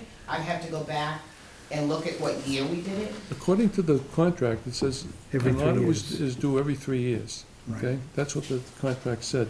I have no Is that idea. upon request or every 3 No, years? every 3 years. If you wanted it done more often than 3 years, then it would be at the town's expense and at the town's request. But according to the contract, you're supposed to have an audit done every 3 years. Pardon me for being a stickler on these things, but I was a corporate controller for a very large corporation for 34 years, where we had to comply with regular accounting standards, and we were basically audited we're such a large corporation, we were audited every year in a full scope audit, which I went through in numerous occasions. And so, I know what the contract says. I know that you're supposed to be audited every 3 years. I have no idea when the last audit is, because I've never seen one. And now we have an outstanding audit that's due, and it's not gonna be done till April. And I made the statement, August. till, when, August? That's what we were told. So it's 4 months from now. And I'm inclined to say that unless everything outstanding in accordance with the current contract is up to date, which it isn't, we still have this audit that needs to be done, I'm not gonna sign I already made that statement at a meeting, and I'm not gonna, with the attorney, I told him that. What was his name? Solomon? Yes. I told him that I would, as one person on the board, and I'm only 20%, I would be inclined not to sign the contract until The audit. the outstanding audit is completed. And I don't know how long ago the audit was done. I don't know whether it was 3 years ago, 4 years ago, 6 years ago, 10 years ago, I have no idea. Well, wait a I minute. don't even know if there was an audit done under this current contract. It's supposed to be done every 3 years. I have no idea. I do remember reading that it should be done every 3 years. I'm looking for the It's in there, believe me, specific I've read it a section. dozen times. Yeah. So Bruce, you're suggesting that you don't intend to sign it until after the audit of August? Until I receive the audit and look at it. Mr. Chairman, Yes, sir. as a citizen at large. I don't want to be a hot ass, but that's, as a I've citizen lived- at I've large lived that for 30, pushes 34 years. along, I'd like to sit down with the cable committee and ask these questions instead of, we got a lot on the menu tonight, and I don't think this is fair to just rush this to order. But maybe not wait till August, but at least sit down and answer some of these questions that are in their own contract. And they'll understand what's going on. And again, I'll go back, Steve Roy died on us, otherwise we wouldn't be here tonight. well, you'll be here. Well, we did meet on Friday, Rich, and we addressed some of the majority of the questions that we had to on this. I do remember seeing the 3 years. I don't know exactly where it is in here. It is every It's three. in there. Let me see it. It's in there. I got my agreement notes here. Bear with me. Is this the new one? Yeah, that's the new one. Yeah, I saw it in here. I mean, honestly, we haven't signed it up until now, so I think what this would mean, if we waited until that time, is that we would continue to conduct business as we do. I don't think anything's in jeopardy by not signing it tonight, but I wanted to make that notation out loud. Mrs. Kimmett? Could you guys just sort of take a vote that in principle you agree with the contract, but you're not voting to sign it tonight That's what, until you get the audits. I think that's where I was going with, Laura, yes, you know what I'm saying?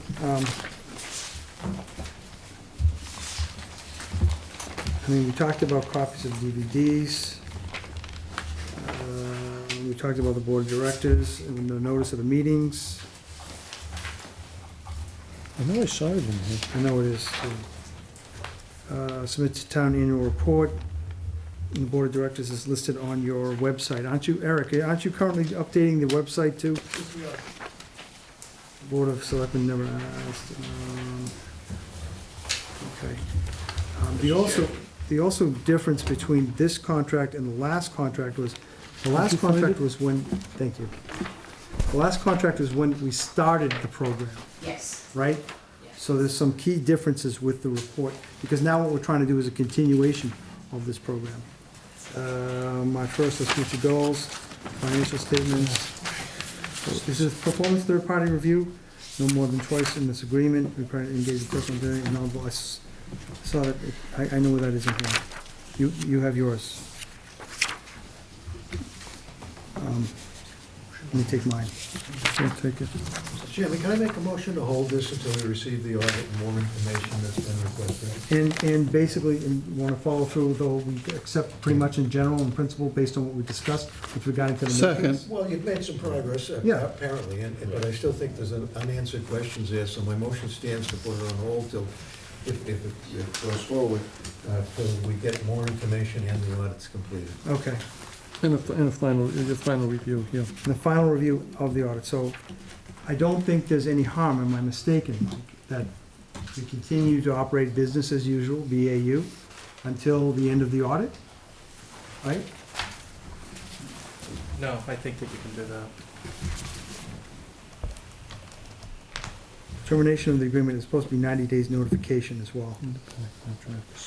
It's right before the insurance policy. Is this at section 12? No more than twice during the term of this agreement, Women Hanson shall, if requested by the town of Hanson, be required to engage or retain a person or entity that is knowledgeable and experienced in PEG access. No, this is not it. Submit a copy of performance review to the Board of Selectmen. I mean, That's right, just table it. yeah, well, let's table it. You know why? Because if I'm reading here section 12. Did it get taken out? And it says here, upon completion, Whitman Hanson Access shall submit a copy of the performance review to the Board of Selectmen. Performance review, what's that? Yeah. Did something get changed in here? Because I saw the 3-year thing was in here. Where is it? Where'd it go? It says be required to engage. Thank you, guys. Have a good night. Somebody took it out? That was it. Performance review. I don't blame you. Section 12. What happened to the audit every 3 years? Chairman, we have a motion? No, I Do we have a second? I made I second Bill's motion. I didn't hear you second. Where's the financial statements every year in the? Motion's been made and I seconded. don't Open for understand this. discussion. What is this, section 12? Where'd this come from? So, motion has been made and seconded to hold off onto the agreement until after the full audit, and perhaps maybe address some additional questions on, Where is On the the 3 contract. years? Where's the financial statements every year in the 3 years? I don't see it here anymore. I have not seen this copy. This is my first time seeing it. Where did this come from? What is this performance review thing? Let's vote. Rich, Yes. the paperwork that you gave me here, right? Yeah. It's mirrored, whether it's 15 or 2000, it's mirrored. But that's an old one, and they've made changes to the new Well, I'd contract. like to see a new contract before you even vote on a new contract. Well, hold on, folks, please. is going on Hold here? on, Excuse me. hey, Bruce, I've not seen it before. through me, please, okay? I'm sorry. That's okay. So, what you gave me here, Rich, I don't see anything specific to the 3 years. It's in this. I agree. Oh, here it is, hold on. In addition, a year-end fiscal audit prepared by an independent certified public accountant shall be submitted to the town at least once every 3 years or otherwise required by the town or applicable by law. Just before that, does it say anything about a yearly financial It statement? should be under section 10 in your contract. Check, gentlemen, check under section 10.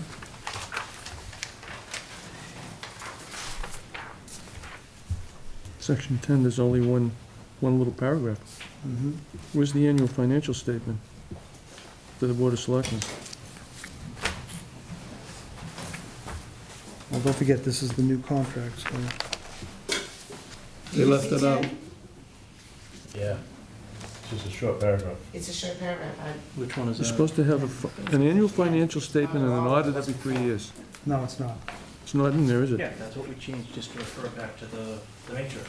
Yeah. That was the list of everything, and then as opposed to double listing it, Yes. we accepted the matrix. The matrix, Yeah, okay, that's it's the all that appendix. was. We obviously need to review this, so No. now's not the time. I understand what happened. So what we're saying, Bruce, is that, and Rich, is that we've moved that section of the detail items from the text of this report into the matrix itself that says every 3 years they're to submit an actual audit. Make sense? But So you see still these items? Look at your matrix. There's the financial statement there. Yeah, but look at your matrix, it's all here. What I'm saying is that we've transferred these items from here to the matrix. I understand it now. Okay. Make sense? Appendix A. Yep, and here's your, every And it every refers- third year. In section 10, it refers to Appendix A right in there. Yep, Okay. Which is the matrix. yep, which is the And that's matrix, part of the Okay, contract. there it is. and the That's matrix does say confusion. it there, so it's in the new contract. Financial annual reports, okay, I see it. Well, we have a, Very back of Very it. back. so that's why it threw us a little Every bit. 3 years. But, did you have a further question or not?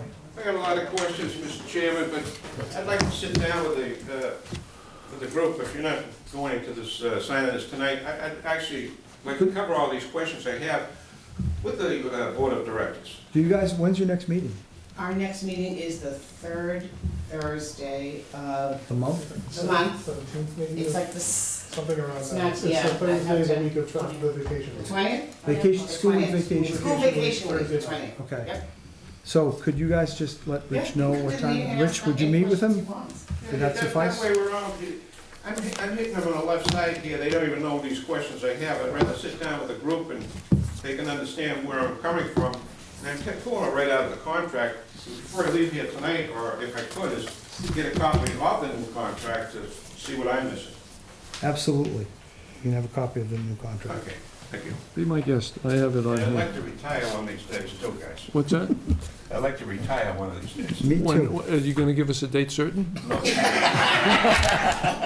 That's gonna be contingent on getting a copy of the contract. All right, so we have a motion on the table to hold off on signing this contract until the full audit is complete and report back to report back to this, to these folks. And if I'm not mistaken, you may not be here then, right? What's that? But I'm If voting it's on gonna it. be? All right, okay. So we have elections in May, the audit will be completed in August, So, so motion has been made and I'll be seconded. back to review the audit if you want me to. Sure, that'd be good. I'll just want a stipend though at that point. Absolutely. I do think that most of the questions that probably Mr. Edgehill is gonna ask you, we've already addressed and talked. right. Okay. All right, motion is on the table. Further discussion or questions? Sorry for the confusion. It certainly cleared out Just there. ask one question. So do you want me, as soon as everything's in, just to notify the board? And then we can go on the agenda, maybe the following meeting? Yeah, notify me. That'll be fine. And if we could, and if you have the report, that end audit report, you give it to us, that'll meet that requirement on the matrix, right? So it Yes. should be good. That make sense? Yeah. All right. One thing I would just encourage Mr. Edgehill, just to work with them, to try to get through it. You know, That's they're definitely obviously, what I'm looking for. the system's not perfect, but you know, work with them so we can Again, I'll get tell it you, and move Steve Roy forward. died on us, and I'm a little upset about that, you know, otherwise wouldn't be here tonight. Oh, Steve, Mr. Roy. Yeah. Thank you. With all due respect to him, yeah. These are all volunteers who don't get paid. Right, agreed. It's a good point to note, that these are volunteers who don't get paid. And with Mr. Roy's We don't sudden either. passing, that had an impact to some of how the records were being done. And I just want to bring up as well that in the absence of having an executive director until they hired me, the entire board also really stepped up. Arlene was basically kept in office there until I kicked her out and took it myself. So as much as it's me putting in the record, just thanking them because they have done a tremendous amount of work in the interim. It wasn't a quick hire to bring me on. They looked at a bunch of candidates and paid a lot of bills in the meantime and kept the place running. So Yes, they both paid- the staff they paid the there bills. and the board So they ran that program until you were positioned in there. May until During January. that time, so yeah. Until January, 7 months. So that should be recognized too, yes. But thank you all. Thank you, Mr. Edgehill. It's all about transparency, right? And I do think that we're headed in the right direction on this, so. All right, motion is on the table to wait for the Board of Selectmen to vote, but continue business as usual, operations. And I do think that we're in general consensus on the direction that we're going with, okay?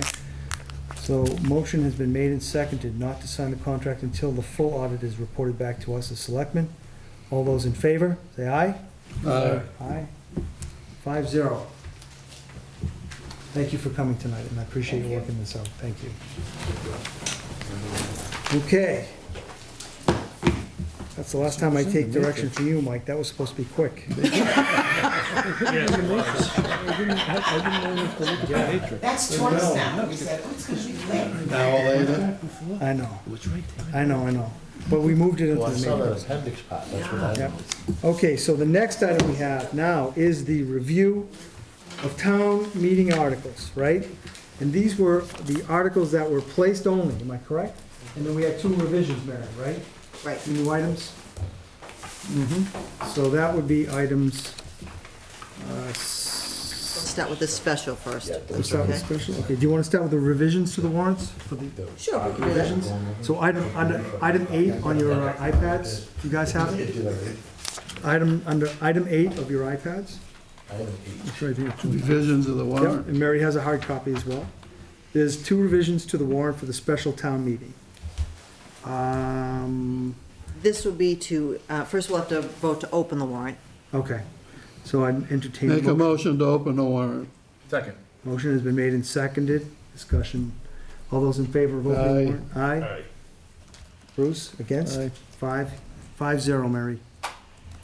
So Okay. we've opened the warrant, and now we're talking about the revisions to the warrants. These two new articles for special town meeting, correct? Right, that first article is the one that we actually just voted at the Wage and Personnel I see, yeah. meeting to add that additional article to make that amendment. And we were gonna add a word named other? Yes, Yeah, okay. yes, thank you, I'll put that in here.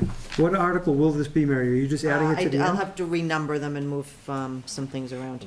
Okay. Oh, this is one, Yeah, okay. actually, Mr. Chairman, what we're proposing to do is put this article in as Article 19 on the special and remove the current Article 19, which has to do with the rescinding of the excess money that we hope to realize for the borrowing for the demolition of Plymouth County Hospital.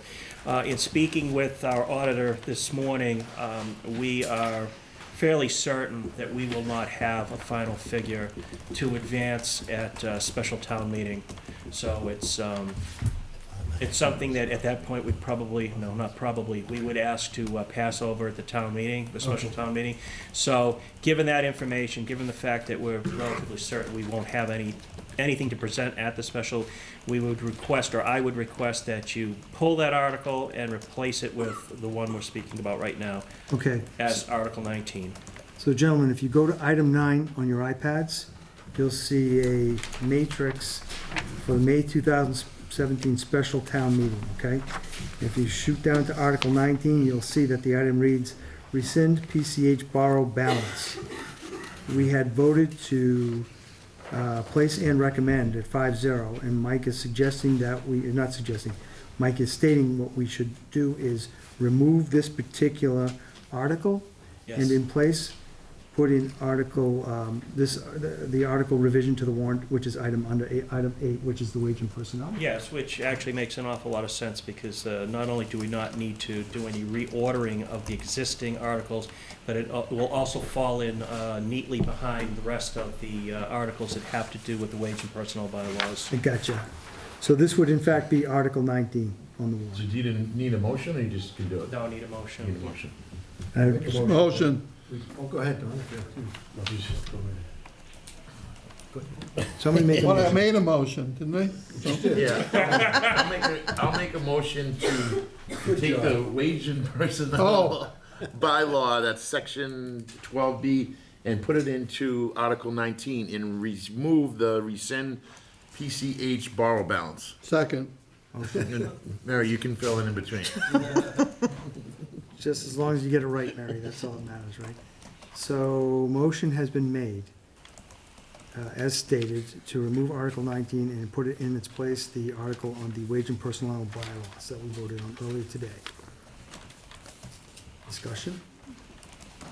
All those in favor? Aye. Aye. 5-0 carries. And that would be to both place and recommend. I should have stated that before in the motion, is if there's any objections, please state so now, gentlemen. So that will be to place and recommend. Okay. The next item underneath it, right, Mary, is the article to see if the town will vote to borrow a sum of money to fund the repairs to the septic system at Camp Kewaunee or take any other action to that too. They move? I don't think they, did they? Is that correct, Mary? Vote on it, did They, which one? Yeah, So I think we're looking to add this one. they? They get Well, let's see. Did you actually vote the last the one? last one? Yes, No. we did. You did, 5-0. it was 5-0? Okay, 5-0. I thought they did. Didn't I vote, gentlemen? Didn't we vote? Yeah. Yes, Yeah, you yes, we did. Yeah, okay. Yeah. Can we rewind the tape? No, all right. So this septic system one, where's that one going? That would be in addition to, is this like 21? No, you jumped down to the annual town The meeting. annual. Okay. Okay. So if you want to go through the articles that we held, I'm not sure whether, is anybody here for those? Is Yes. there anything in the special that people need here to discuss? I don't No, think so. no. Okay, So then we need to vote to close the special. well, we can Oh, we're close still it. working on that. Correct. Motion to close the special. Second. Motion has been made and seconded. No one's here to speak to the special warrant. There's, no, they're, Special town meeting, No. okay, cool. All right, I'm just making sure that we recommended everything on here, right? Unpaid bills, See, we can't make a recommendation on those because I don't know what the numbers are yet. right. And the supplemental budget's the same thing. Yep. The veterans, the two articles That's for the two. veterans, Yes, we're still working with town council on that. Okay. Because we don't own the parcel that they want to have named. yeah, if it's Council privately questioned owned. that. Okay, And the repairs at the elementary school, we held on that because I think they still had some questions on that. okay, The stabilization, we just held recommendation on that because we didn't know how much money we were gonna have, whether we were gonna have 25,000 to put into stabilization. okay, gotcha. All right, so that makes sense. So there's, those items are still outstanding, that'll clean that up. So motion has been made and seconded to close the special town meeting warrant, May 2017. Further discussion, questions? was the All- override article in this warrant, or is it in the annual? I think town it's in the meeting? annual It's in town, the warrant. it's right after the, is It's that right after the after the school. budget article? I believe so, yeah. Okay. It's not in the special. All right. All those in favor of closing the special town Aye. meeting warrant? Aye. Aye. 5-0, Mary. Mr. Chairman, as a point of clarification, the Board of Selectmen can vote to recommend any of the outstanding articles up until the beginning of a special town meeting. The real timeliness of this is to make sure that we have all the articles that we wish to advance at the special town meeting taken care of by, in enough time so that you can sign off on it and publish it next week. So it's not of paramount importance if we hold off on some of the recommendations pending, additional information. Okay, A motion to open the annual town meeting, May 2017. Second. motion has been made and seconded to open the annual town meeting 2017. Any questions? All those in favor? Aye. Aye. 5-0, Mary, to open the warrant for the annual. Now, I think we have, this is the item 11. Yes, it is. It's under item 11 on your iPads. You'll see a matrix. You also have a hard copy blue sheet. Okay? Everybody's good? Square? Yep. All right, good. So we voted 1, 2, and 3. We voted to place and recommend. So moving on to the set elected salaries, number 4. I don't see anything on this one, Mary. Because we haven't decided on a salary increase for the employees yet, so Okay. that's not gonna be set until that's Until after done. that's worked Right. out. Gotcha, gotcha. And the budget's still up in the air. Okay, which is Article 5. And then there's the school budget override, which is item number 6. Mike, do we have any more information on that? No, a matter of fact, there was some information given to me on Friday that has further complicated that. Okay. You know? Huh? What was that information? Mr. Young is asking if you can divulge what that information is. I believe that Whitman is revisiting what they are able to do in terms of funding funding their portion of the school budget. Okay. So you're working with the town of Whitman to make sure that we're both on the same page before we move Yes. forward on it. Where is Hanson with it? Do we know? Where's Hanson on it, Mr. McHugh? I believe that Hanson, one way or the other, will be able to cover the costs. Hopefully, With concessions from some of the... yeah, Yeah. we're still talking through to try to come to an agreement on how we can go forward with the funds that Hanson has at this time. What kind of At percentage? 4%, right? Hmm? At 4%? 4% increase to the town of Hanson. Town of Hanson, right. Okay. So that's still not solidified, so Yeah, it's still an open Mr. issue. Chairman, I think in terms of moving this forward, if I may be so bold to make this recommendation, the articles I believe that we wish to address tonight with those that are present from two different committees, start with Article 19, Okay. which is a Transfer Conservation Commission request, and we have the chairman of the Conservation Commission here. Okay. So Mike, the ratify union contract, that's still open, I get it, Yep. right? And in addition to that, we also had the next phase of McQuon Street rehab as questioned, that's still open, correct? Mhm. All right, good. And then we move directly now to Article 19, which is proposed by the Conservation Commission, and it is the transfer, care, and custody of the Plymouth County Hospital property. If I'm not mistaken, I think that was Section 3. Do we have Mr. Phil Clements? Phil, Philip Clements, yes, Phil. Be happy to please fill us in. address this.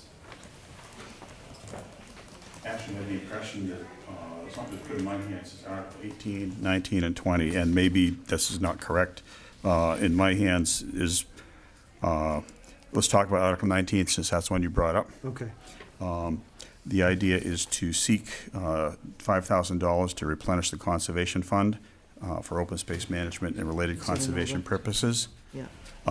This fund is very important to the Conservation Commission. We've already approved that. actually, hold on, Phil, that's So- Article 20, what you're talking about? We've already recommended I don't that. have what you have then. Okay, so what do you have for the, what do you have? I for- have, Article 18 is potentially transferring care and custody of a parcel. Let's talk on that That's one. Okay, Yeah. perfect. At least it's the right order, even if Yeah, it's the wrong number. Yep, the information's Yeah. correct.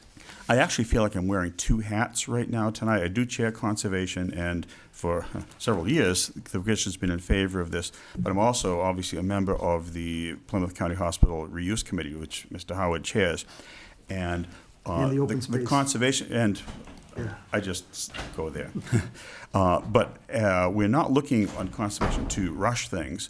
But we had hoped several months ago when we proposed this, that by this point in time, certainly before the annual meeting, the town meeting, that the hospital committee would have had a chance to thoroughly explore this. We've had some initial explorations, but we have not voted, as I think the chairman here would indicate. We have not officially voted as the hospital reuse committee on this. So perhaps it's premature, but we did want to create the option of acting on this. And we feel there are, I'll point out that since the very beginning of the town owning this property, every report, every study, every expert that has looked at it and bothered to say anything about it has proposed keeping that as open space. In this very room, in January of 2000, 2 months after we bought the property, Mr. Hanscom presented something which was a concept that showed that area being kept open. The concern that conservation has is that for 17 years, it has remained open, unused, whatever word you want to use, but that also has translated to being unmanaged. It's being essentially ignored. And we feel that there are some undesirable things happening there. The field's been getting more overgrown. There's trespass and abuse by off-road vehicles. There's things that the town could be enjoying that they're not. We do not have marked trails. There's a few bluebird houses that a well-meaning Boy Scout put up a few years ago. But the Conservation Commission was hoping that to better benefit the town, we could actually commence to manage it. We'd be willing to do that, to fill in that vacuum.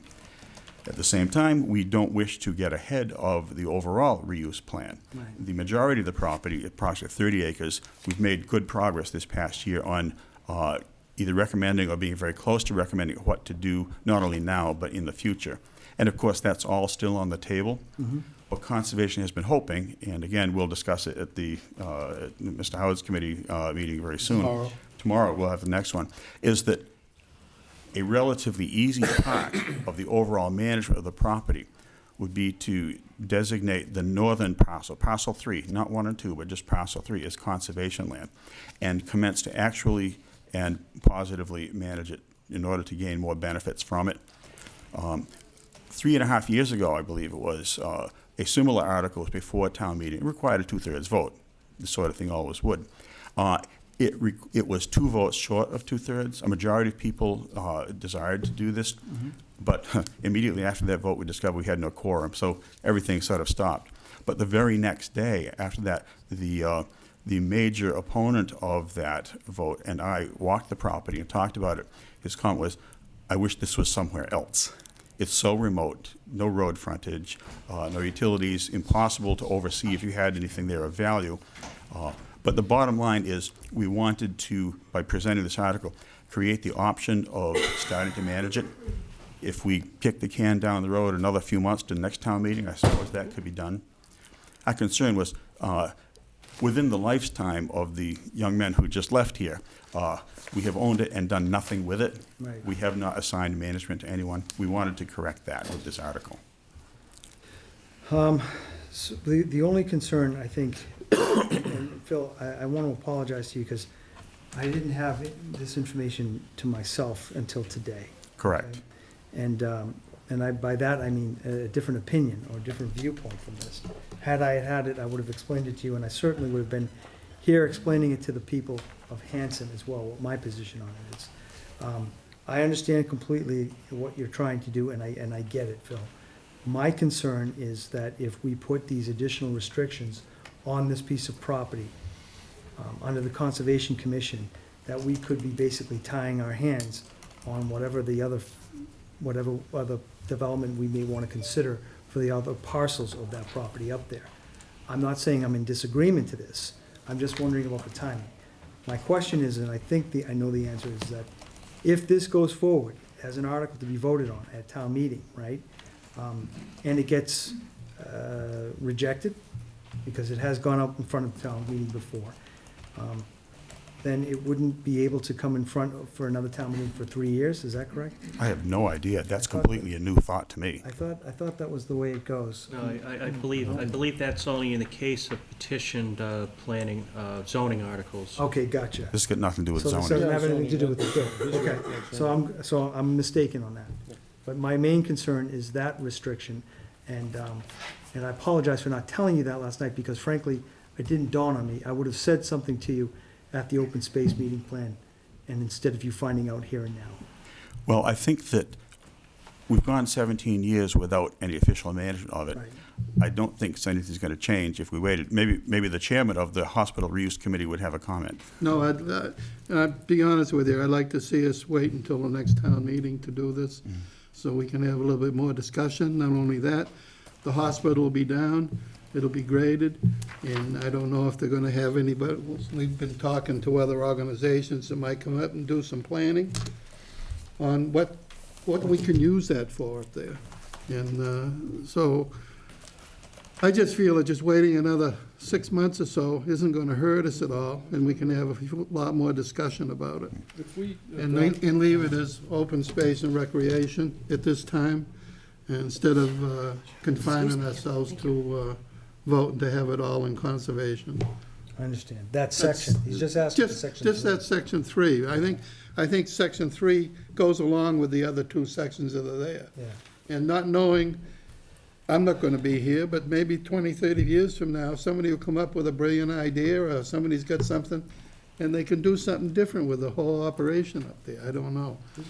We've been doing a lot of discussion, Phil and I and the committee, in the last year and, 3 months? And I think we've accomplished a lot, and I'm glad to see it the hospital's gonna be down, done, complete.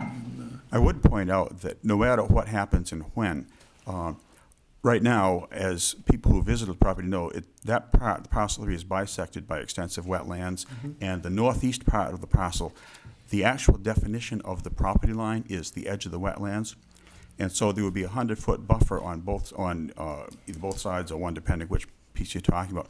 It's already under jurisdiction of conservation. So whatever plan might be proposed, it would certainly have to be discussed in terms of protecting the wetland resource and that sort of thing. But the bigger picture is conservation would like to be part of the solution, not complex, make more complex what we're doing now. I think waiting is not the worst thing in the world, but we wanted to put before this board and the town an option. That's why this article was originally drafted. And we certainly will be guided by what's in the best interest of the town. There's 2 other articles if you wanted. Mr. Young? Correct me if I'm wrong, but we're talking about that long, narrow parcel? Correct. The part that is not shown on the blueprint there. That basically leads down. Along to the bogs and it goes all the way down to Wampatuck And it Pond. goes all the way down to Wampatuck Pond, Right, there's correct? 3 meadows, it's very narrow, very long, Yeah. part of it's quite I've walked steep, it, I've been a down lot of there. it's wet, and the extreme northeast corner, you could see from here if it was daylight, and because it fronts, there's about 50 feet frontage on the pond.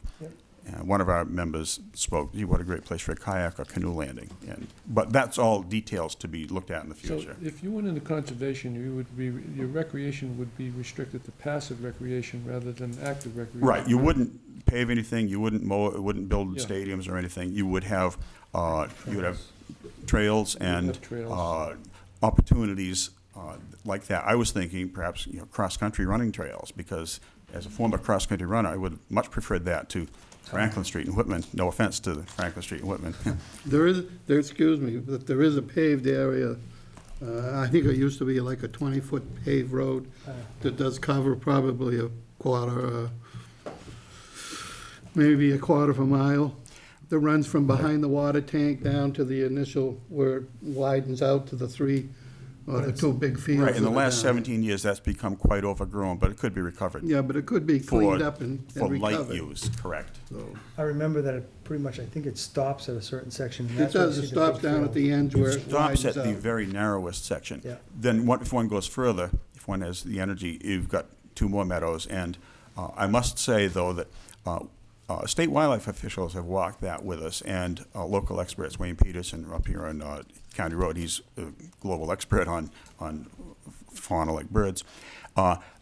Fields are disappearing. We've lost almost all of them. And it's a habitat that a lot of species require, monarch butterflies and a lot of birds and things. And while the average person today might not wake up in the morning thinking about that, those are valuable things that increase the quality of life in the town of Hanson. And long-term, maybe the next meeting, whatever, we'd just like to have the option of protecting that. Mr. Mitchell? I agree with these guys too, Mr. Clemens. I think until we get a full plan of that full property, I wouldn't be opposed to, once we get a plan, what we're gonna do to convey in that portion. But I think until, we look at everything we're gonna do there, like you said, 17 years, I think another year or 2 is not gonna, I don't think it'd be that it's long. gonna really hurt This is the anything. final reuse, it's not You gonna know. take a year or 2. I think the large number of uses that the property could and should be put to is one reason why we've been not paralyzed, but very, very slowly moving for 17 years. We've been trying for the last year, as Mr. Howard, I think, can attest, to look at things one thing at a time, set the priorities. Yeah. Just to conclude, conservation was hoping that one of the simplest possible of all the things to do was to recognize the conservation value of that property, put a check mark there, and then continue on with the more difficult things. But if we need to wait, likely we'll wait. I'd like to make a motion to remove Article 19 from the annual town warrant for 2017 and revisit it in the future. Motion has been made. Do I hear it seconded? To remove Well, I'll Article? second it. I wouldn't be opposed to letting it go to town meeting and let the town meeting Well, decide. actually, to be honest with you, I'd really like the people to vote on it. But I don't think to vote on it right at this particular time, I don't think it's the best time. I think if we let it go another 6 months to the The whole picture of the hospital will, it's become so much more clear now than it was a year ago. Yeah, it'll Think how be much even clearer. further clearing there will be in the next 6 months. I believe that's what you're saying. Yeah, I might, The because vision I will don't be- know, whether in the next couple of 3 weeks, I think that'll be completely done up there. And so that we'll have a better idea, it'll be leveled off, and I think we're still having these meetings for the reuse committee, and We I certainly think, are. I think we're developing a lot of good information and things that can be done up there. So again, making it clearer and clearer to both us and this board and the public what all the We're options not voting are. against it, Phil, in other Understood, words. understood. We're just trying to prolong it till the next town You meeting. wanna put it off until October, is that what you wanna do, Don? I think that's what he said. Yeah, I think it'd be, a fair assumption that would be a good thing to do, I think. Let me ask a speculative question for an answer, Phil. In your opinion, and try to keep us to a few, whatever you think is relevant. This hadn't passed, what, the last 3 times it went to town meeting? No, it went Twice? once. Once. Once. Okay. No, twice we've had Yeah, it. went One twice. time we did I don't know of the other one. Okay. In I have 2013 at the them in my October. file here. Okay. I'm sorry, I have no idea. I would It's be been very. twice. Do you- What was the date besides October 2013?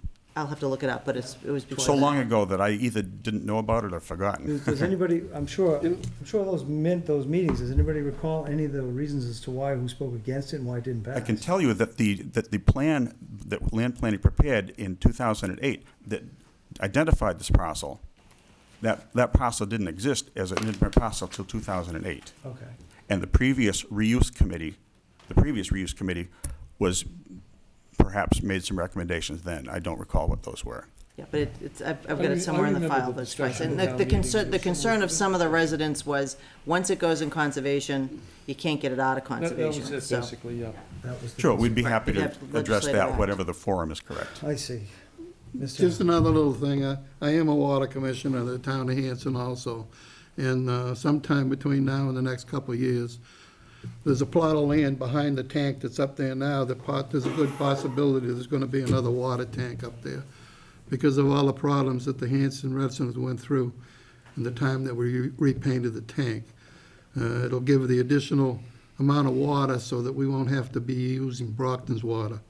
I think it should be completely away from Brockton, because they're in their own problem of their own.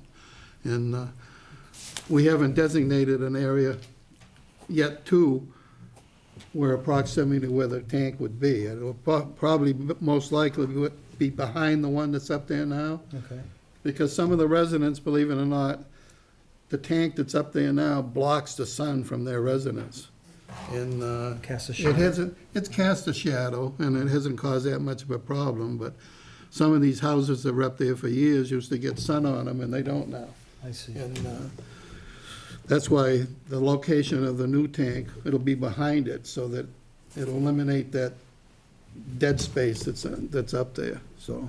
And the buildings that probably where the tank will be have been taken down now, so that Okay, everything's getting cleaned up to the point where you can see what's happening to the area. right. I feel from my position, Phil, and with all due respect to our Conservation Commission, because I do think you guys are doing an incredible job. I just feel better if we were to wait and not rush into it and find out what we want to do for solutions, and maybe even come back to this particular item at next town meeting. Yep. The land will still be there. Yes, exactly, but I just didn't want to make sure that you weren't offended. No, we aren't gonna get rid of the land. I Heavens think no. that's the rest of us wanted. So a motion has been made and seconded, unless you were withdrawing it. Is that correct? You made your motion to second? I didn't make the motion. I seconded You it. seconded it, right? You seconded the motion Does he want to withdraw? no, I think he said he wants to keep it. Postpone it for one. Postpone it for one more, for. So right now, I've got a motion to remove Article 19 from the warrant and address it in October, That sounds Right. the way to go. right? Okay. That is on the floor. Do I hear further discussion? Was there somebody else who had a hand up somewhere? No?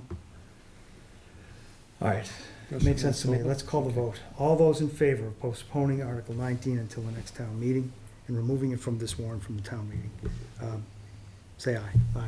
Aye. Aye. Those against? Yeah, One? Against? the folks who Abstain? decided, yeah. Abstain. One You abstention? abstained? Okay. Yes. One abstention, one no, and 3 in favor to remove. Did you want to speak to the replenishing of the 5,000? Sure, I'd be happy. Those will be much We shorter. did that. We already approved that. Oh, we already approved it, okay. I If thought anyone you- has any questions, let me know. Okay. I know what we've spent from that the last few One more, years. though, I think it was. Right, establishing the forestry fund. Right. Whatever the number is, what the commission was seeking was to do a new thing, which is to establish under the references there, a fund for receiving basically the proceeds of forest stewardship activities, thinning, because we have a number of forests now belong to the town. We actually are right now enjoying 2 small grants from the state to plan future harvests on 2 different parcels of property. The idea would be to have a modest fund available to us so that going into the future, we would make fewer requests from the taxpayers to replenish the conservation fund. In other words, retain some of the funds generated by natural resources to reduce the burden on taxpayers for doing the things that the Conservation Commission is supposed to do. Maintain signage, gates, remove hazardous trees. There's a long list of things you Poison actually ivy, do. remove poison Well, ivy? control it. Sometimes with goats, Yes, that was the sometimes by program. other means. Yep. But we would like to do what some other communities have done, which is to actually take proceeds from our natural resources, being carefully harvested, and not every year, and by doing that, reduce the demand on the taxpayers for conservation activities. That's the idea. Are we funding it for 30,000, is that correct? That was a ceiling which our town planner and conservation suggested. I doubt we'll ever see that much. Phil, what do you generally think the cap should be on something like this? Because in all honesty, the town accountant is not in favor of doing this. He feels that there are other avenues by which what you're asking can be accomplished. Obviously, the $30,000 does seem quite excessive. What do you feel would be a more realistic number? Well, let me throw this out there. That was suggested by another person who was in their respect, but it seemed high to me too. Maybe 15 would be okay, because white pine lumber has value. That's mostly what we'd be selling, plus firewood and whatnot. But you wouldn't do all the parcels every year. You would have to pay the loggers. You would have to pay the forester who oversaw it. I think the net would be fairly limited. Plus, you would leave almost all the trees there. You'd be very selective in your thinning. I think just knowing the value of wood, probably 15 would be plenty. The idea, though, is to make it easier on the taxpayer, whatever that means. Sure, understood. And like I said, just in full disclosure, again, if the board wishes to move forward on recommending this and leaving it on the warrant, as Mr. Clemens just mentioned, that we should probably amend the amount down from 30 to 15. But that being said, as I stated before, the town accountant is not in favor of this. The town accountant believes that there are other ways that we can achieve what Phil is after in terms of funding some of these things and taking in the revenues. How does, because I'm reading to the description, Mike, it says, so the fund will be useful in better enabling the Conservation Commission to do its job of managing its properties for public enjoyment and benefit. Forest stewardship includes many details such as marking of trails, wildlife habitat improvement, reduction of problems such as invasive species of poison ivy, and hazardous dead trees, maintenance of gates to prevent unauthorized vehicle access, and more. And this fund will mean fewer requests for taxpayers to provide funds for public forest management. Did Todd indicate like what other avenues? Are we talking like grants or? Grants and things of that nature, they could just be brought in and specified as those monies are brought in I and must- applied, to I those must say, things. we've spent the last 15-plus years becoming educated in all the grants available to people who manage forests and conservation land. We think we know where they are. We think we know more than the average bear where they are. Foundations, state, federal, USDA. Oh, sure. What those people expect, though, is that you will provide some match or the reimbursement grants so that you must spend the money, or if the grant isn't for enough, you have enough somewhere else to finish the job and not leave it hanging. So I'd be delighted to hear other ideas, but Sure, that's what sure. we think. No offense too, but, and I know Josh has moved forward to try to get state funding to do like testing in the Wampatuck Pond, but how many times has that money been pulled? So this $15,000, in my opinion, would be something guaranteed so that we can make marketable improvements. Well, it wouldn't be guaranteed, it would just. Guaranteed, which is a No, different. it wouldn't be guaranteed, it'd be predicated on monies brought in. And the vote, of Through- course, at the town, yes. It gives you a mechanism that we right now do not have. Right. The towns has sold timber before. Back in the 50s, timber was sold from the town forest. Back in the 80s, timber was sold from what we now call Webster Billings. That money went into the general fund. It didn't go to conservation use. I have no idea. The point is, what we do is relatively inexpensive, and we could make it even more so if we retained those funds a little bit. Was there another question, Laura Kemmett? Yeah, one of the things we hear all the time from people is we need to maintain the conservation land that we have.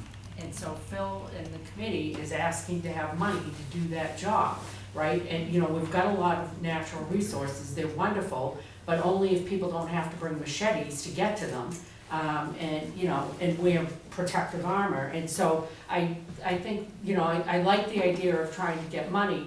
I'm curious though, how is that, through you, Mr. Chairman, to Mr. Clemens, what kind of oversight would we have over the companies that we would hire to do this forestry management? Like, it makes me a little anxious that it's like an opportunity for somebody to take advantage of the town, and maybe I'm missing something. No, wouldn't it be under the Conservation Commission's? We would watch them like the proverbial hawk. Wouldn't you mark the trees involved? Absolutely. The forester is actually the chief watcher, and we watch the forester. The forester doesn't harvest things. There's a gentleman we've worked with since the early 1980s who is very well respected. He actually has been on the board of the Wildlands Trust, who is right now, as we speak, quantifying and planning for what might be out there on the Swift-Nowazelsky Conservation Area and also on the Poor Meadow Brook Conservation Area. And his plans are due to us before the end of May because we have to turn them into DCR in order to qualify for the grant money. We, both by his reputation and by the fact that I've personally worked with him off and on during all that period of time, he and people like him, these are things that not only do we watch them, neighbors watch. People need to know what's going on in the neighborhood, and we need to not abuse but enhance the natural resource. I think, I love the idea that they've come up with a way to try to bring in revenue and to do something that they're charged with doing that we never give them the money to do. They sometimes give us the money to do. Well, we don't give adequate amounts. I mean, there's, you know, I've talked to the Open Space Committee about the gates up at, you know, up at Smitty's Bog and what have you, that keep getting compromised, and, you know, we just need to support them so that people can enjoy the properties. I'm in agreement to it, and I would entertain a motion to fund Article 21 with $15,000 as asked and requested by the Conservation. So moved. Motion has been made and seconded. Is there further discussion on this? I think it's a good idea, Phil, I do, and I think $15,000 is a reasonable amount. If you know the history. See, we're not funding this. We're not funding No. it. It's not a fund. No. Okay, it's a limit on what they On can we bring in. cap bring in? These Okay. work as, they bring in $500, even though the limit is $15,000. Right. The most I can go is 15, just like the Right. revolving account for parks and fields. Right. They're almost You like have a little limit. mini enterprise accounts. Right, we wouldn't I spend agree. money that isn't in there, but the idea is we raise- need to have something so we can plan something and be responsible about it. In conclusion, I would say we'd be delighted to work with the town accountant to make sure we manage that properly and understand the ins and outs and make his job as easy as possible and everyone's confidence as high as possible. So I'm confused. So are we saying that they could, where would they get the $15,000 from? From the town forestry. From the town forestry, From right? the program, if they From were. the people that We come would and cut the sell wood, they would Okay. sell the wood. So then why wouldn't we just say go up to 30,000? Why wouldn't we go with that We much? don't think the value of timber or the quantity that we have or the frequency we'd harvest it in would be high enough to ever go over that. You don't, timber standing there, you would have someone else do the work of. Yeah. It's not, we wish it was gold, but it's not. Yeah. It's much more limited. Okay. I've You're gonna bought be lucky some. to get to 15. Put it that way. Exactly. I've bought some, and I don't think 15 would be a too inappropriate a number. You're the tree guys. The only other thing that I'll add, and, you know, I want to make it clear that I'm not in opposition to anything that Phil is discussing in terms of moving forward with improvements to conservation land. But again, the other thing that the accountant had brought up is the number of revolving funds that a town has, and we have a number of them, can also affect our bonding rating, and it can also affect negatively our audits. So I think it's more, and again, it's not that the accountant or the administration is in opposition to what you're trying to do. I think it's more a case that we really are to the point where we have an awful lot of revolving accounts, probably the most amount of revolving accounts I've ever seen in the various communities that I've been in. And it does have, at some point, a somewhat detrimental effect going forward. Okay. Yeah, those things certainly weren't known to the Conservation Commission. Oh, and I'm sure that you didn't. Okay. I got to take a quick recess, Mr. We've got to go, need a bathroom break. So I'm going to call for a 5-minute recess. Can we just have a vote? Yeah, Do we have a let's vote? vote You want to vote on what, On this that. particular article? For I the mean, we got a motion on the floor. We got a motion on the floor, would Let's you get vote? this over with. Donnie's yes. saying hurry up and vote, okay. So, all those in favor, you want to read it back to us, Mary? What was the motion? Motion by Howard, second by Mitchell to recommend Article 21 with a limit of $15,000. Sounds good. All those in favor? Aye. Aye. Thank you very much. Thank you very much. Let's call a 5-minute recess.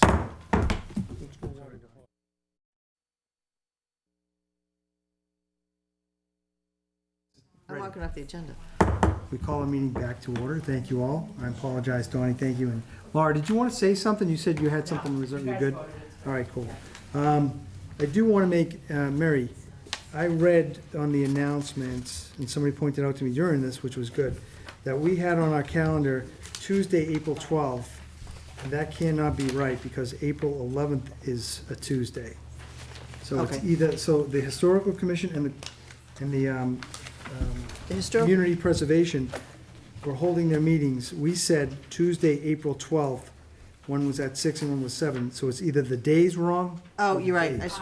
I screwed that up. They were all Wednesday, because we have, the final I was Plum gonna County reuse was update. Wednesday, Okay, and then historical should be Wednesday, and all three of those things on the 12th should be Wednesday. gotcha. That's my bad, I'm sorry. Was there a correction? Well, all of that is true, the 12th is Wednesday, et cetera. But actually, line treasurer, we won't be meeting in April. Okay. There were conflicts, and we weren't gonna have a quorum, so, our next meeting will be in May, and we'll be having our open forum in May. Okay, so that's that's the Community Preservation, right? So they're not having their meeting on Wednesday. So she wants you to change the date and then cancel it. Yes. Really, but you had already announced that it was I'll the wait till 12th, next and we were week. like so knee deep into it that there was no way. Yeah, to, there's no, like, you were gonna get me snuck up. I get you. So the correction is that the Historical Commission will be meeting on Wednesday, April 12th at 6 PM. And the Community Preservation will not be meeting in the month of April, but will be meeting in May, and we will announce what date that is as we get closer to the month. You good with that, Mary? I'm fine with that, yeah. Sounds copacetic. All right, here we go. Back to our agenda, go to your Dropbox.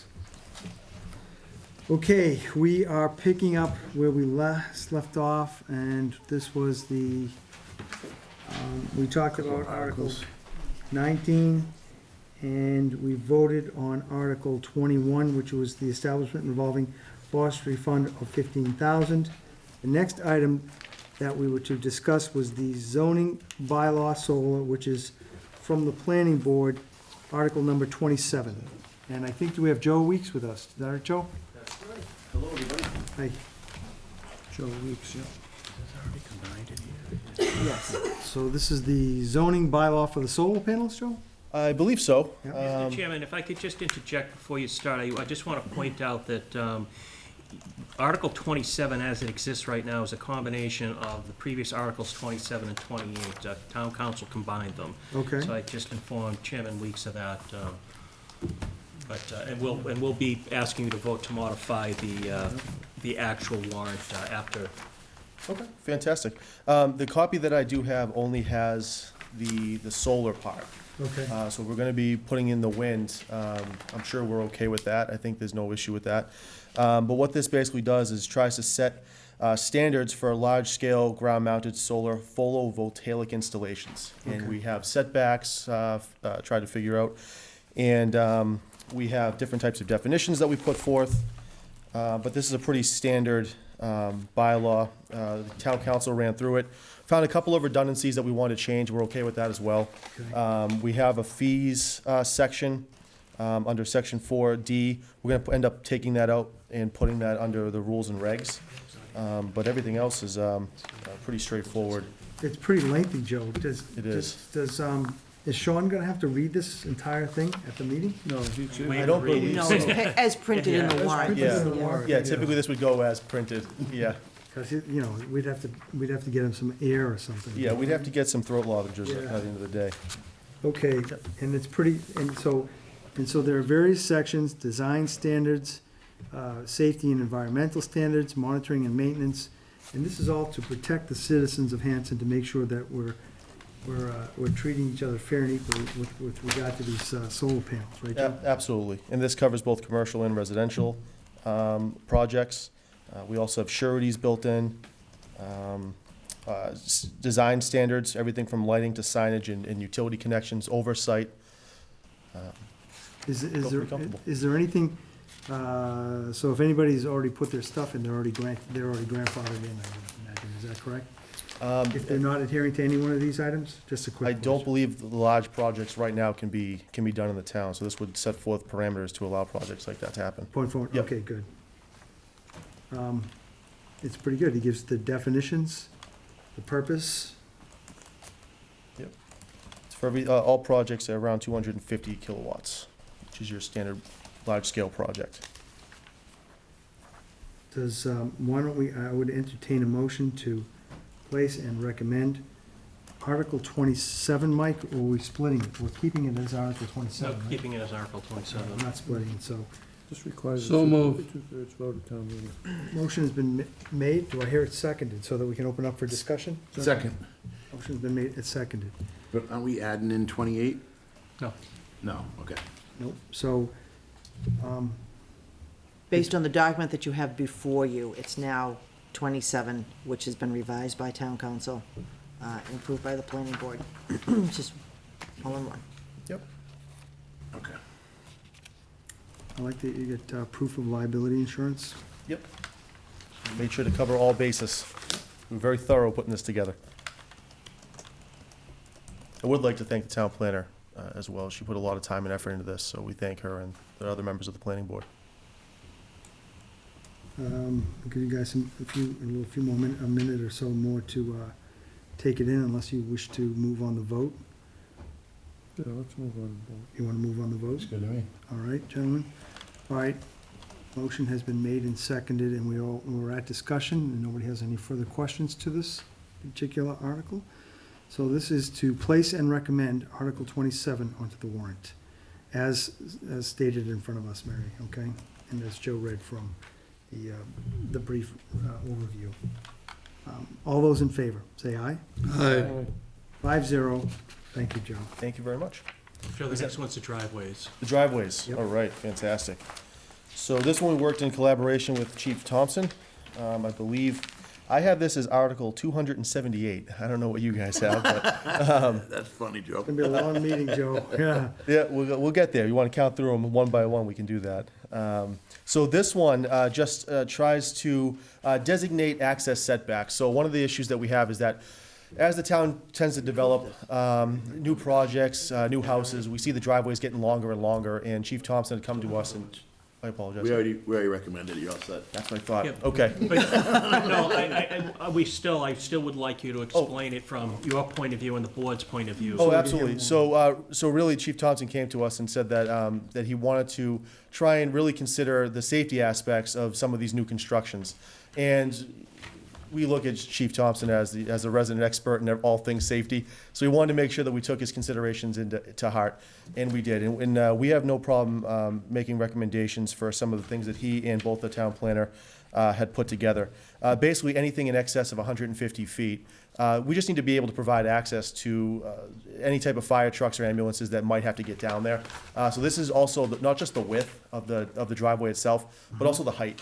So we want to make sure that we have 16 feet on each in terms of the length of the driveway, but also 16 feet high to ensure that any type of big apparatus can get down there in case of a fire. No And that's- wires hanging over or anything. Exactly. So this makes sense, Joe, and this is for like pork chop lots, right?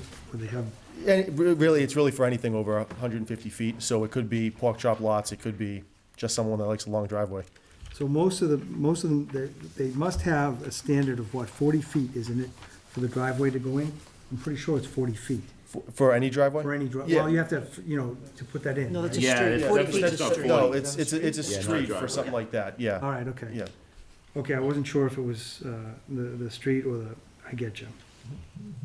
This would be just for driveways. Okay.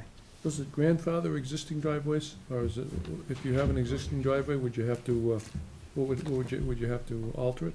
My understanding is that it would be for new driveway constructions. Okay. I don't think you could, yeah. Grandfather, yeah. You No, can't you're force definitely it. right. I think it'd be unrealistic to ask Right. everybody to go back and No, fix you their can't. driveways. But it would be a good idea for them to, for safety. For safety reasons, absolutely. We would always encourage it. Sure. It's good for business. Yeah, that's, here you go. Okay. We already voted on this, but thank you for letting, any further questions to Mr. Weeks on this particular item from anybody? Good. All right, I think we're good. Thank you very much. I Thank you, appreciate it. And one other thing while you're here, Joe, Yeah. I know that your board is in possession or has received the bylaw that basically I was recommending in terms of the moratorium. And, Yes. And I know that you guys are going through the process, so I just Yep. wanted to make sure the board was aware of the fact that they're going to, out of consideration for our request, they're gonna hold the reciprocate meetings and hearings and whatnot. So that should be all wrapped up in time for potential action at town meeting. Yeah, absolutely. Thank Thank you. you for mentioning that. Yes. Thank you for doing it. Yeah, no problem. Anytime. Here to serve. Thanks, Joe. No problem. No problem at all. Thank you all. Checks in the mail, Joe. All right. Appreciate it. So the next item we have is Article 30, Mike, on revolving accounts. That's still not been recommended or placed. It's been placed. been placed? Everything that's here has been placed. I just Okay. put in what we actually recommended. We didn't recommend it. Are we still waiting for more info on that, I take it? No, it is now corrected by town council. It was revised based on the Modernization Act, Okay. and town council rewrote it. So that's ready to go. Okay, do I need to read it? It's Article 30, did I say? Yeah.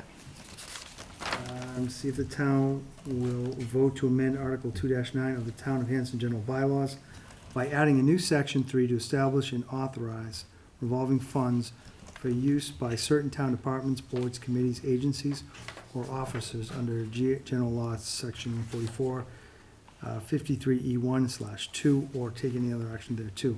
The purpose of this bylaw establishes and authorizes revolving funds for use by town departments, boards, committees, agencies, or offices in connection with the operation of programs or activities that generate fees, charges, or other receipts to support all or some of the expenses of this program. And then there's the Section 3B. This is somewhat lengthy as well, correct? Yeah, we don't have to read that either. That's gonna be as printed in the warrant. No, Okay. don't read it, don't read it now. All right. Okay, there's a matrix in here. It looks like it's pretty self-explanatory with the table, so. So are we looking for a motion to recommend, Mary? Yes. So moved. Second. Motion has been made and seconded to recommend Article 30 on the warrant. And this is the revolving accounts listed as items, so. Further discussion? Any questions? All those in favor? Aye. Aye, 5-0, Mary. Next item was, the two petition articles, right? One is the, 3 petition articles. 3 petition articles. Yes, I'm sorry, the next one is Article 31, which is the septic loan program for 500,000 borrowing. And I know that this was a petition article by Mr. Rich Edgehill. Rich, would you mind coming up to this podium, please? This one.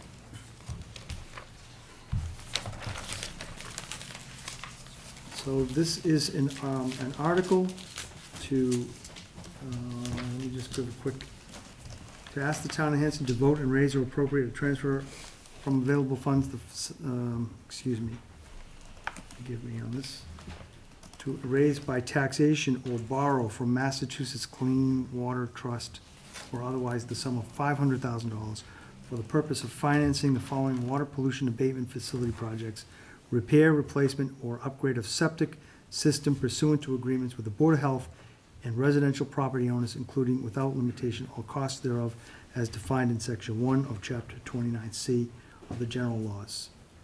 Rich, do you want to Okay. just give us a brief? Rich Edgell, I was on the Board of Health for 9 years. I do not plan to run for office again. This is not a platform. I'm here and just for the people, all right? We the people, that's what I'm here for tonight.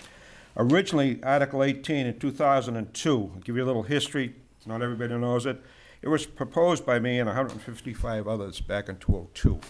Since that time, 2002, 2005, 2007, 2010, the Board of Health has funded that, all right? And when I was on the Board of Health, it must have been just, when I finished off, there must have been funds in there because it never came to my attention that it was empty. But now it is, and the Board of Health is able to fund this. They wish not to do it because maybe they didn't understand it. This comes under the Clean Water Act. You borrow the money from DEP. Now it's a 2% borrow from DEP to the town. So the interest rate, the people that use this will be paying another 2% because at town meeting in 2012, the town voted to do a 2% interest charge. So add the 2% from the state, 2% from the town, that's 4%. If you want to do a house cleaning, go to 5%. The percentage is supposed to go back into the revolving account. Okay. All right, so that explains that. I heard, I come back from Pennsylvania and I wasn't able to make the last meeting. Yeah. And I heard that, well, people can go to the bank. Not everybody can go to the bank. I've already talked to people on the street. There's some families, single families, one parent. The only option is this loan. They cannot get funding, all right? Retired people, thinking about the retired people. Mr. Howard talking about them needing a discount on cable. How would they pay for a septic loan? So that's what it's all about. Try to get this information out to the public because it requires a 2/3 vote. The people that borrow from this are the only ones impacted. It doesn't affect anybody else's tax rate. Whether it affects bonding or something, that's out of my realm. But you know, when you come to overrides and charges and surcharges you charge the people, the town should have this mechanism in place to at least help the people that if their system fails by Board of Health laws and regulations, they're out the door. So it's a safety. We've done it since 2002. We're asking as a citizen's petition back 15 years later, again, to do a citizen's petition to fund this, that's all, and to protect the public. How does the fund get replaced? Shouldn't there be money in the account for the money that comes back to the town? It's supposed to, the interest rate's supposed to go into, Todd could explain that to you. He said this year when he was up here, I talked to him, with all the interest rate and everything, they might get maybe 40,000 back for one system. So it's like, the interest rate does help, but you really gotta go back and borrow this. It comes in dribs and drabs. Yeah. But And there is- nothing that's really There'd appreciable. be dribs and drabs coming into the account, right? As people paid off their Yes. loan? If they sell their house too. Yeah, the 2% that we I have a collect. question. When it was funded before, was it funded with $500,000? It depended on how much was there, but from what I understand, there's 7 people on a list right now. Waiting list, yeah. And as soon as this comes out, it's like, you know, when something happens, something goes down. I'm just kind of curious of what Bruce said. How come there's not more money coming in Don't they pay the from principal? the past, from the people, let's say 10 years ago? Don't they that pay did- the principal that back did an too? abetment, What who happens to borrowed the principal? $30,000. Hold on, I'm sorry. it's okay. I don't know, don't you know, think that's he'd know Todd's, details, that's yeah. Todd's realm. But it gets paid on their mortgage. Jeannie No, takes it's- it under the betterment. It's an abetment. It gets added to their taxes. Taxes. Principal and interest, right? Yeah. Gets added to their betterment, Right. and then they pay They this. have a 20-year payback. And so they're constantly paying this every year as Yes, they they pay are. their taxes. Right. So how could there be no money in the account? It doesn't make any sense to me. Does that make any sense to you? Well, the Why would issue there be is, zero money in the account? there isn't zero money in the account. There's a very, very small amount of money in the account, and basically what the town recoups is that 2%, split out over 20 years, and while we're receiving those monies, the amounts, it's not adding up all that much, because it's only 2%. So, as we recoup those funds, it's added in, but it takes a while to get to the point where we have enough money to actually fund one of these projects, because as you've said, one of these projects can cost $40,000. So the money is coming in, and the money's coming in appropriately, but it's not a significant amount of money to replenish what the account used to be. Mike, do you know, are the loans insured? So Well, if they go to sell the property, we have to get reimbursed by that, right? Yes. first person that gets reimbursed, Mr. Chairman, is that loan. It's written in that contract. That contract that people sign, that's the first thing. Nothing gets done until the town gets their money. In a sense, it's a lien. It is a lien. It is a lien on it, Yep. okay. So But I go around town talking to a few people, and, one mother I talked to and says, my daughter could never get a loan. Yep. Well, I think what I find important about this item is that you're giving people a means to repair their septic system so that it's not leaking into our earth, in our neighbors, in our water systems or anything else, right? We're giving an opportunity for them to fix the problem, and you're right, they may not have the right amount of credit or whatever to go to the bank to do anything. Student loans, everything. I mean, there's so many reasons why people don't, sorry, the bank will say, sorry, can't I help. understand, I do. What bothers me more than anything, and Laura mentioned this before, was that why, if this was voted on at town meeting, why are we doing this again? Because if the people of Hanson voted at town meeting that this is to be funded and it's to be done, why aren't we holding that Board of Health accountable to getting it done every year? I think they didn't understand. Sean Bailey came down and spoke to them. They thought it was everybody in town would be taxed by it. The only people affected by it are by the people People that who borrow. borrow it. I don't think they understood that. But the problem I have is that what value is our town meeting and what we decide if we're not going to enforce what's been decided and agreed upon? You have to vote this. This is a borrowing, so it has to go to town meeting when the funds are depleted. But my point is that the people of Hanson said to do that, right? No, And they this is did one do vote. it at Right, that particular time. But didn't they say that as it needs to be replenished, they should be continuing it?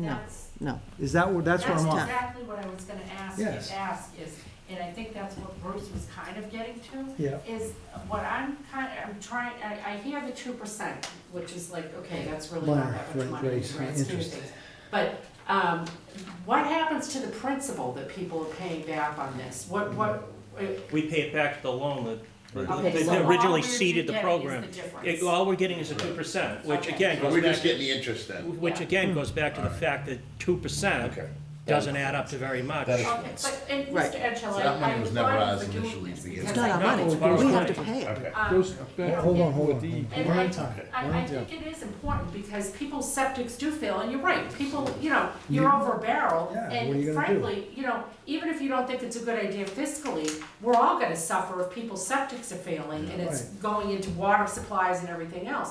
But, the 500,000, Mr. Edgell, through, you, Sure. Mr. Edgell, how did you come up with that amount? I know you said there's 7 people on the waiting list, I was just wondering. Well, knowing what some of these systems can cost, well, I was gonna do 400,000, Mr. Chairman, through you to Yes, answer the I question. understand, yes. It can be eaten up real fast. And to borrow this, I'll give you an idea. 2002, we borrowed. 2005, we borrowed. These are town meetings. 2007, 2010. So we did it in bulk, so you don't have to come back every year. All right, and that's how we do it. And the other thing to say is when people do sell their homes, the town gets paid back, so they get paid back more than, you get some bulk back So there. it's essentially a secure loan. Yes, it is. Well, if you had 7 people and they did 50,000 each, that's 350,000, right? Yeah. So, and then if you've got more people coming down the pike who might need to borrow, so that's where some of the leeway might get. But how do we get so that we're not, so that Mr. Edgehill doesn't have to do a citizen's petition Thank you. every year to do this? I think from what I'm gathering here, from what I understand correctly, and from, tell me if I'm wrong, even though they voted that back then at that town meeting, which I'd have to look at what they did, what we're saying here is that what we'd have to do is somehow amend that to basically say that when it gets down to a certain amount, the town replenish it. I'm not sure that you could have a revolving question of that nature. I think that every time you wish to go out and replenish the account, you would Yeah. have to go through a town meeting vote. I don't think you could automatically No, say, I'm not when it gets to saying- a certain amount, you know, you can go out and borrow I mean more. what you're saying though, Mike. I'm saying that when it gets down to a certain amount, it gets on the next town meeting to be voted. Well, yeah, what I'm saying? somebody needs to sponsor that, either Yeah. the Board of the Health or the Board of Selectmen, or, you know, in this instance, it was brought through a citizen's You're right about petition. that. But one way or the other, I'm 99.9% sure that it would need to be brought before town meeting, because in essence, again, it's a borrowing. I understand. Mr. Chairman, just to clarify what I think, so you can understand, when I was on the Board of Health, we kept tabs on that, and if it got low, we would just put an article on. And the Board of Health can do that. So now that they know people aren't going to be burdened, meaning the whole town, it's just the borrowers, now maybe the next time around, the board will act instead of a petition by the people. I agree, I know, but the problem I have, I think, Rich, is that this is really, we're trying to follow under the purview of going to the right departments and having them do the right thing. But, I agree with what you're saying, I know what you're saying. You're saying basically that the Board of Selectmen could step in and maybe create an article to Or do request this. it. But you know what I'm saying, we're trying to work in harmony with the departments, but I'm glad, and like what Laura said, that we had you and 21 other people to support this article, to look out and do the right thing. Which I mean, education, we're not, this thing is not to make money, we're not in it to make money here, folks. We're looking to make sure that people can live in their homes and have an operating septic system that's not gonna pollute our environment. it's to protect public health, that's what Yeah, it's all about. Right. This came in with Title So- V, didn't it? That's when it came Yeah, in, we'll call. as I remember. After the fact. Yeah. I'd like to make a motion for the board to approve, Place and recommend. place and recommend Article 31. It's just. Sorry, it's just recommend. Okay, sorry, just recommend. It's okay. Second? Second. Motion has been seconded. Further discussion? Call the vote. All those in favor? Aye. Thank you. Makes Thank you, sense. and the people that are gonna use it will thank you too. I think it's terrific. Thank you. We had two other articles, if I'm not mistaken. Article Just gonna check on it. We got 30. those. Mary, watch out back here. We got two more? 30 Well, we, 32 and 33. We won't be addressing those this evening. no, you can Okay. vote those at town meeting. They're on the warrant because they're petition articles and they have to go on. They have to go on. Did legal come back with anything on these? Yeah, they said that we can't We can't do it fund these. because of it. Okay. Yeah. All right, Can't do so it? we have, because it's a petition article, You have to we put have it to on. leave it on the annual town meeting. Yeah. But I don't think, would we vote? We still wouldn't vote for them, though, would we? Because legally we'd be going against the law, right? We No, can't do the it. town council will address that at the meeting. All right, cool. As Mary mentioned, we are required, because of, they got the required Petition. amount of signatures to place this on the warrant. Sure. And the discussion in front of town meeting will be led by town council in terms of the fact that these articles are in defect legally, Okay. unfortunately. So- We do have to go back to Article 15, which is the capital improvement matrix, item 8, which Yes. is the recreation septic system. Okay.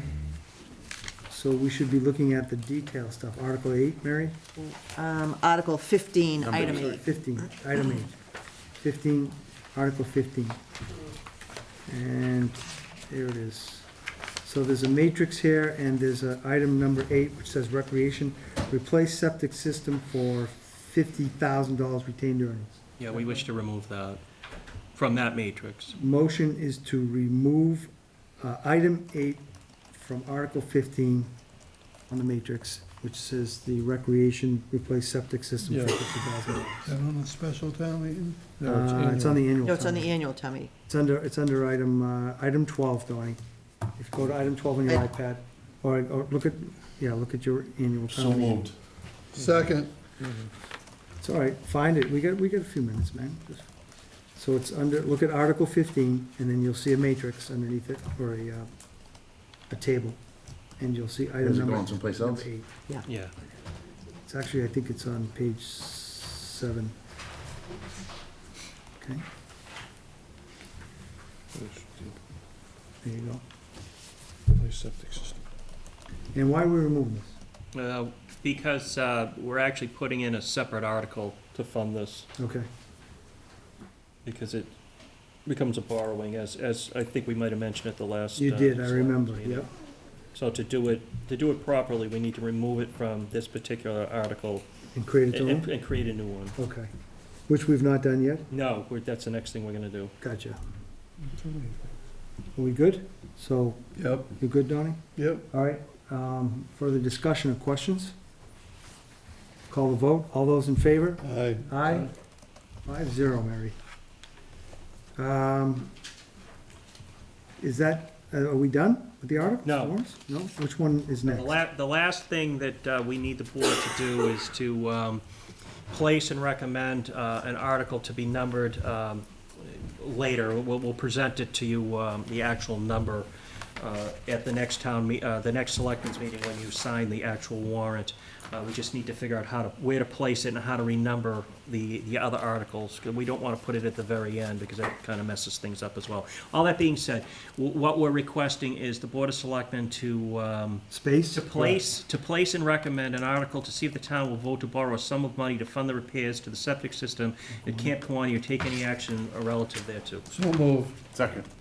How much is it for, Mike? 50,000, right? No. No. No, it's gonna be No. borrowing. We're No, gonna the borrow, borrowing's gonna be and it's gonna be the whole amount, right? the whole Yep, shoot I match. got you, which is 250 or Yeah, well, 270? it's about 210. 210. Yeah, we're still working on the final figure, which we'll present at the meeting, Yep, but obviously, we need to have this in place so we can present it at the meeting. okay. And as noted, you may have to shift the article numbers around, because you're Yes. grouping them in the same manner, right? Yeah, You're we gonna don't group want to them? have it floating out. Gotcha. It doesn't make the Gotcha. town meeting flow Yep. correctly.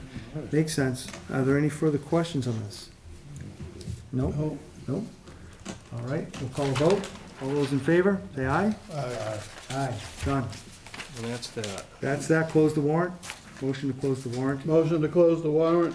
Motion has been made. Second. Seconded. Close the annual meeting town warrant. Discussion. All those in favor? Aye. Aye. Warrant is officially closed. Okay. Next is the town administrator's report, Mr. Mike McHugh. Thank you, Mr. Chairman. As with the last meeting, I'm gonna hold off on a few of the things that can wait. Maybe we should do yours first, Mike, huh? No, that's all right. We keep pushing you off, it No, seems. no, it's all right. I mean, if there's something that's timely, you'll hear it at the meeting, but there's some things that, can wait. Okay. First of all, I want to let the board know that the Chapter 90 money was approved to the tune of $320,000. Oddly enough, this seems to be a decrease over the last couple of years, and I really I don't understand why that might be. I put in a call to see, just to get an explanation. It's not going to change anything. The allocation is what the allocation is. Mm-hmm. But How much suffice, was it last year, Mike? I'm sorry. last year it was 322. The year prior to that, it was 322, and the year prior to that, it was 484. So, I know that, We always get gypped, Mike. well, I know that, it's predicated on how many miles of road we have and whether or not there's any bonding out there that's done on the state level, so. But I find it kind of odd that it's trended to the point where it's $150,000 short as, compared to a couple of years before, so. When I get the explanation, I'll pass it on to the board, but this unfortunately is one of those, it is what it is. Who do you get the explanation from, Mike? From the Department of Transportation. Thank you. We signed a new 3-year contract with Waste Zero to oversee the pay-as-you-throw, the bags, and it actually, we're paying even less. The contract came in at less of a fee than the previous contract, so that's good news. The tax title properties, I believe that you were given a copy of the matrix of the properties. Just wanted to make the board aware of the fact that it still continues to move forward. Item 14. That she has had to do, the person that we used to do this work for us, actually had to go back and do more work than usual, because some of the cases were actually much older and buried basically at the registry. Apparently there is either software or if they weren't as old as they are, it would have been quicker to do. But unfortunately, like I said, she had to do an awful lot of research, which is tying a few things up. Some of the things that we're also going to have to look at is the property on the lakeside. Actually, the shoreline has moved since it was delineated back when the deed was issued, so we're going to have to make sure that we have disclaimers on that at the auction. Well, you can read the comments. I just wanted to make sure the board was aware of the fact that things are moving forward. These are the properties on which we have agreed, and she's made her comments in terms of what we may need to do going forward. So that's item 14 on your iPads. And it lists, So if the board, takes a look at that and has any questions, anyone can get back to me individually, and I'll address those. But I think it's pretty self-evident, the information there. It's moving forward, not as quickly as we had hoped. A quick update on Plymouth County Hospital. All the asbestos abatement has been completed. Salvage items were identified and set aside. Those were some historic items that the commission was interested in saving. The chimney ash has been containerized for characterization by our contractor. They're sampling this week.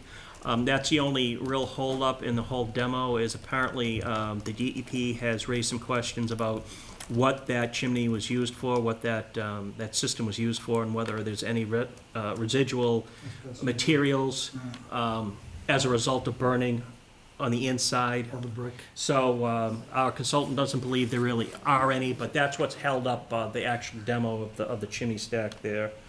So by and large, it's moving forward. We need to figure out whether or not we need to do some additional water lines to the 4 properties that the town sold several years ago that were part of that parcel. It's our belief at this point that the water line actually goes off of High Street onto the property where the hospital is, and then comes back in to the rear of those 4 properties. Obviously, we want to think about shutting the water off going to the hospital, which would predicate us needing to provide water service to those four parcels off the street. We have, or I should say the water department has identified that there are services on the street to those properties, but the question is, do those services actually go to the parcels? We might luck out, and they very well may, but unfortunately, what we've found on a number of occasions, and I think Dawn's aware of this, on a number of occasions, what we have for plans don't necessarily show what we're encountering when we put a shovel in the dirt. So I'll keep you tuned on that. Push comes to shove, if we have to provide those services, it is something that we believe is totally appropriate to fund out of the monies that we've borrowed for taking care of the entire site. And there's no change orders to date. We're expecting the project to run even less than the bid amount, perhaps by $100,000. So on top of the fact that we allocated 1.8 to do it, that the bid came in at approximately 1.2, it looks like it may come in around $1 million or so now. It's great. So, pretty much, like I said, all the buildings are down with the exception of the smokestack. As of just this afternoon, they started removing some of the debris, basically the wooden outbuildings. The preponderance of the material that was taken down in the hospital proper is going to be crushed and used as fill to the base to fill the basement. So it's moving forward. It's looking better. It's looking great. It's looking great. Hear. I mean, it's bittersweet to see a historic building like that in the town of Hanson to come down, but that was the only option that was left to the town, and we're doing what we need to do. Yep, that's terrific. Thank you, Mike. As it may have been alluded to at one point in this meeting, I think Mary brought it up, the Board of Health met earlier this evening with 2 final candidates to fill the health agent role. I did participate in the initial interviews of 3 candidates. Unfortunately, I didn't have a chance to ask the chairman of that committee where things went at their meeting, so, but I'm sure we'll be reporting something out to you on the 11th. And the last thing I think I want to bring up is, and I'm not sure if I alluded to this in a previous meeting, however, we did receive some interest from a, what I would consider a solar broker, in the possibility of putting some solar fields on the grounds of the middle school. I reached out to that particular individual over the course of the last couple of days. I haven't heard back from him to get an idea of how much actual research they've done on the property, whether they've, whether they just looked at a assessor's map and said, geez, there's a big piece of property, let's just approach the owner, or whether they've actually gone out and done more of an infield assessment, are the trees the right height, or are they short enough? Is the ground solid enough to support those sorts of things? So obviously, it could be a windfall to the town, if they've done that sort of due diligence and they're ready to move forward. I don't have those answers yet, but I wanted to at least make the board aware and the public aware. There is a possibility that we may be able to site, through a private company, some solar panels on the grounds of the middle school. And We're talking, we don't know physically. I don't know that. Like I said, I I mean, don't. obviously, it's not gonna be where they play soccer. No. And it's a rather expansive piece of property. And the question that I posed to them within the last couple of days or so was, have you done a feasibility study? Where would that be? Or did you just pull out an assessor's map and say, geez, there's 60 acres there. Yeah, Let's just throw caution to the wind and see if anybody has any interest. So, Okay. but again, it's worth looking at. It's Sure worth is. exploring. So, and that's all I need to get to this evening, Mr. Chairman. Thank you, Mike. I appreciate that. Are there any questions? Next item we have on our agenda is the approval for the meeting minutes of March 21st, 2017. I'll motion the minutes. Motion has been made and seconded. The only thing, okay. Go ahead, do you have a discussion? Mr. Young, Where it says Mr. Young asked about space design enrollment for the schools, what page? discussion regarding the second page, Okay. regarding the number of students in each school. Superintendent Whitner indicated more space will become available over time.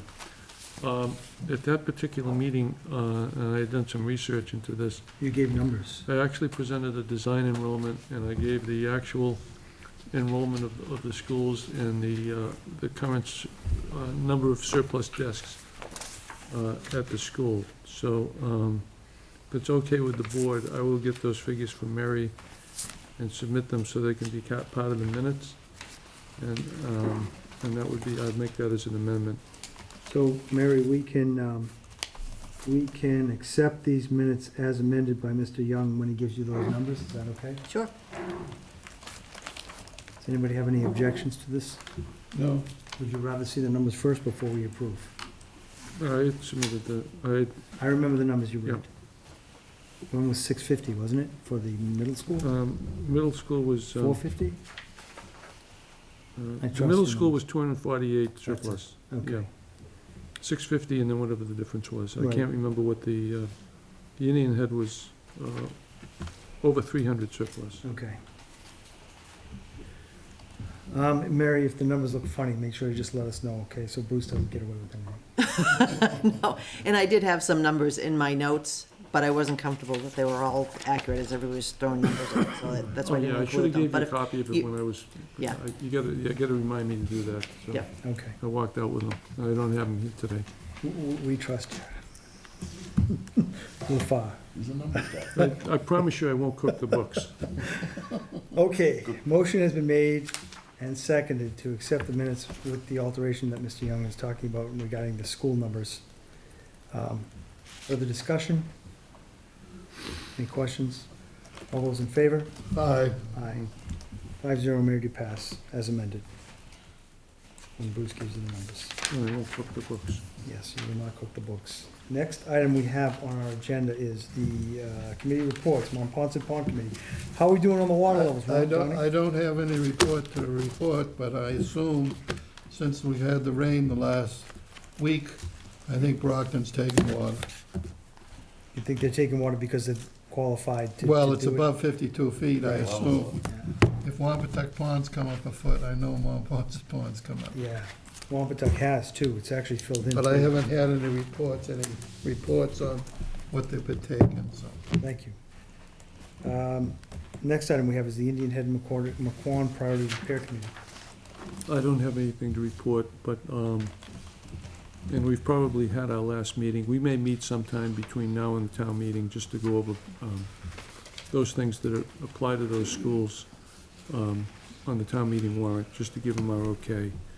And I won't, of course, I won't be back as a member of that committee because it was one member of the Board of Selectmen who became a member of that subcommittee. Okay. So the Board of Selectmen can be deciding who they want to replace me on there. Usually, it's usually the chairman, but I was chairman at the time. Yep. But it can be any member of the Board of Selectmen. I'd also So you like to, probably want to wait till the election, and then you'll decide at that point who you want the new member to be. I understand, that's a great point. We Yeah. will wait for the election to occur in May and figure out who to place onto that board. I'd also like to try to see if we could change the name of that committee to just call it the Hanson School Repair Committee or something like that, you know? And include Hanson Middle School. Include the middle school, yeah. Yep. Great points. So we can pick that up in May, right, Mary, after elections? Mhm. Highway Building Committee, Mr. Scott. Nothing from the committee itself, Mr. Chairman, but just a little heads up on what's going on.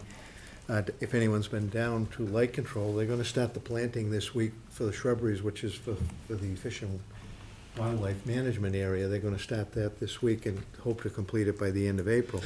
A company has gone in there and is utilizing part of the property to access the pole line. It's National Grid, and they're taking down the old poles on that pole line, and they're gonna work with Hubble, so if anybody drives in there, there's a platform that accesses the back area there, but it's not anything being done by the town or by GEI engineers. It's a sub-company that's doing the work out on the pole line area. Are they putting in swamp mats? Is that what they put in, swamp mats? In some areas they did. So they but, can drive yeah, vehicles? They raised the platform as you drive in, Yeah. just to elevate the roadway for the trucks going in and out. Okay. I heard That's that they basically were, all I've got to report. I just wanted, in case anybody's been down there and. terrific. I heard that they were removing power lines, so it should make the area look nicer, I guess, right? Next we have is the final Plymouth County Hospital Committee update, Mr. Howard. I think Mr. McHugh answered that previously. He did, and we're making great progress on that after, what, 17 years? How long? Terrific job. 99, 2090, I mean, yeah, what? 1999. 1999, right, yeah, okay. It's So it'd be 18 years roughly. Yep, done some really great things in this town. I want to thank you gentlemen for the reports. And with that, I am going to move to executive session and take a roll call vote to conduct strategy with respect to collective bargaining or litigation. If an open meeting may have a detrimental effect on the bargaining or litigation position of the public body, and the chair so declares, administrative personnel, dispatcher, firefighters, highway, and unions. And when we adjourn, when we end executive session, we'll move to adjournment of our regular meeting session. So with that, I would call a roll call vote to move to executive session. You want a motion first? Motion, I'm sorry, I apologize, yes, motion first. Motion. to go into executive. Motion made and seconded by Mr. Howard and Mr. Mitchell. Call vote. Yes. I'm in favor. I'm in favor? I'm in favor. Yes. Okay, we are now in executive session.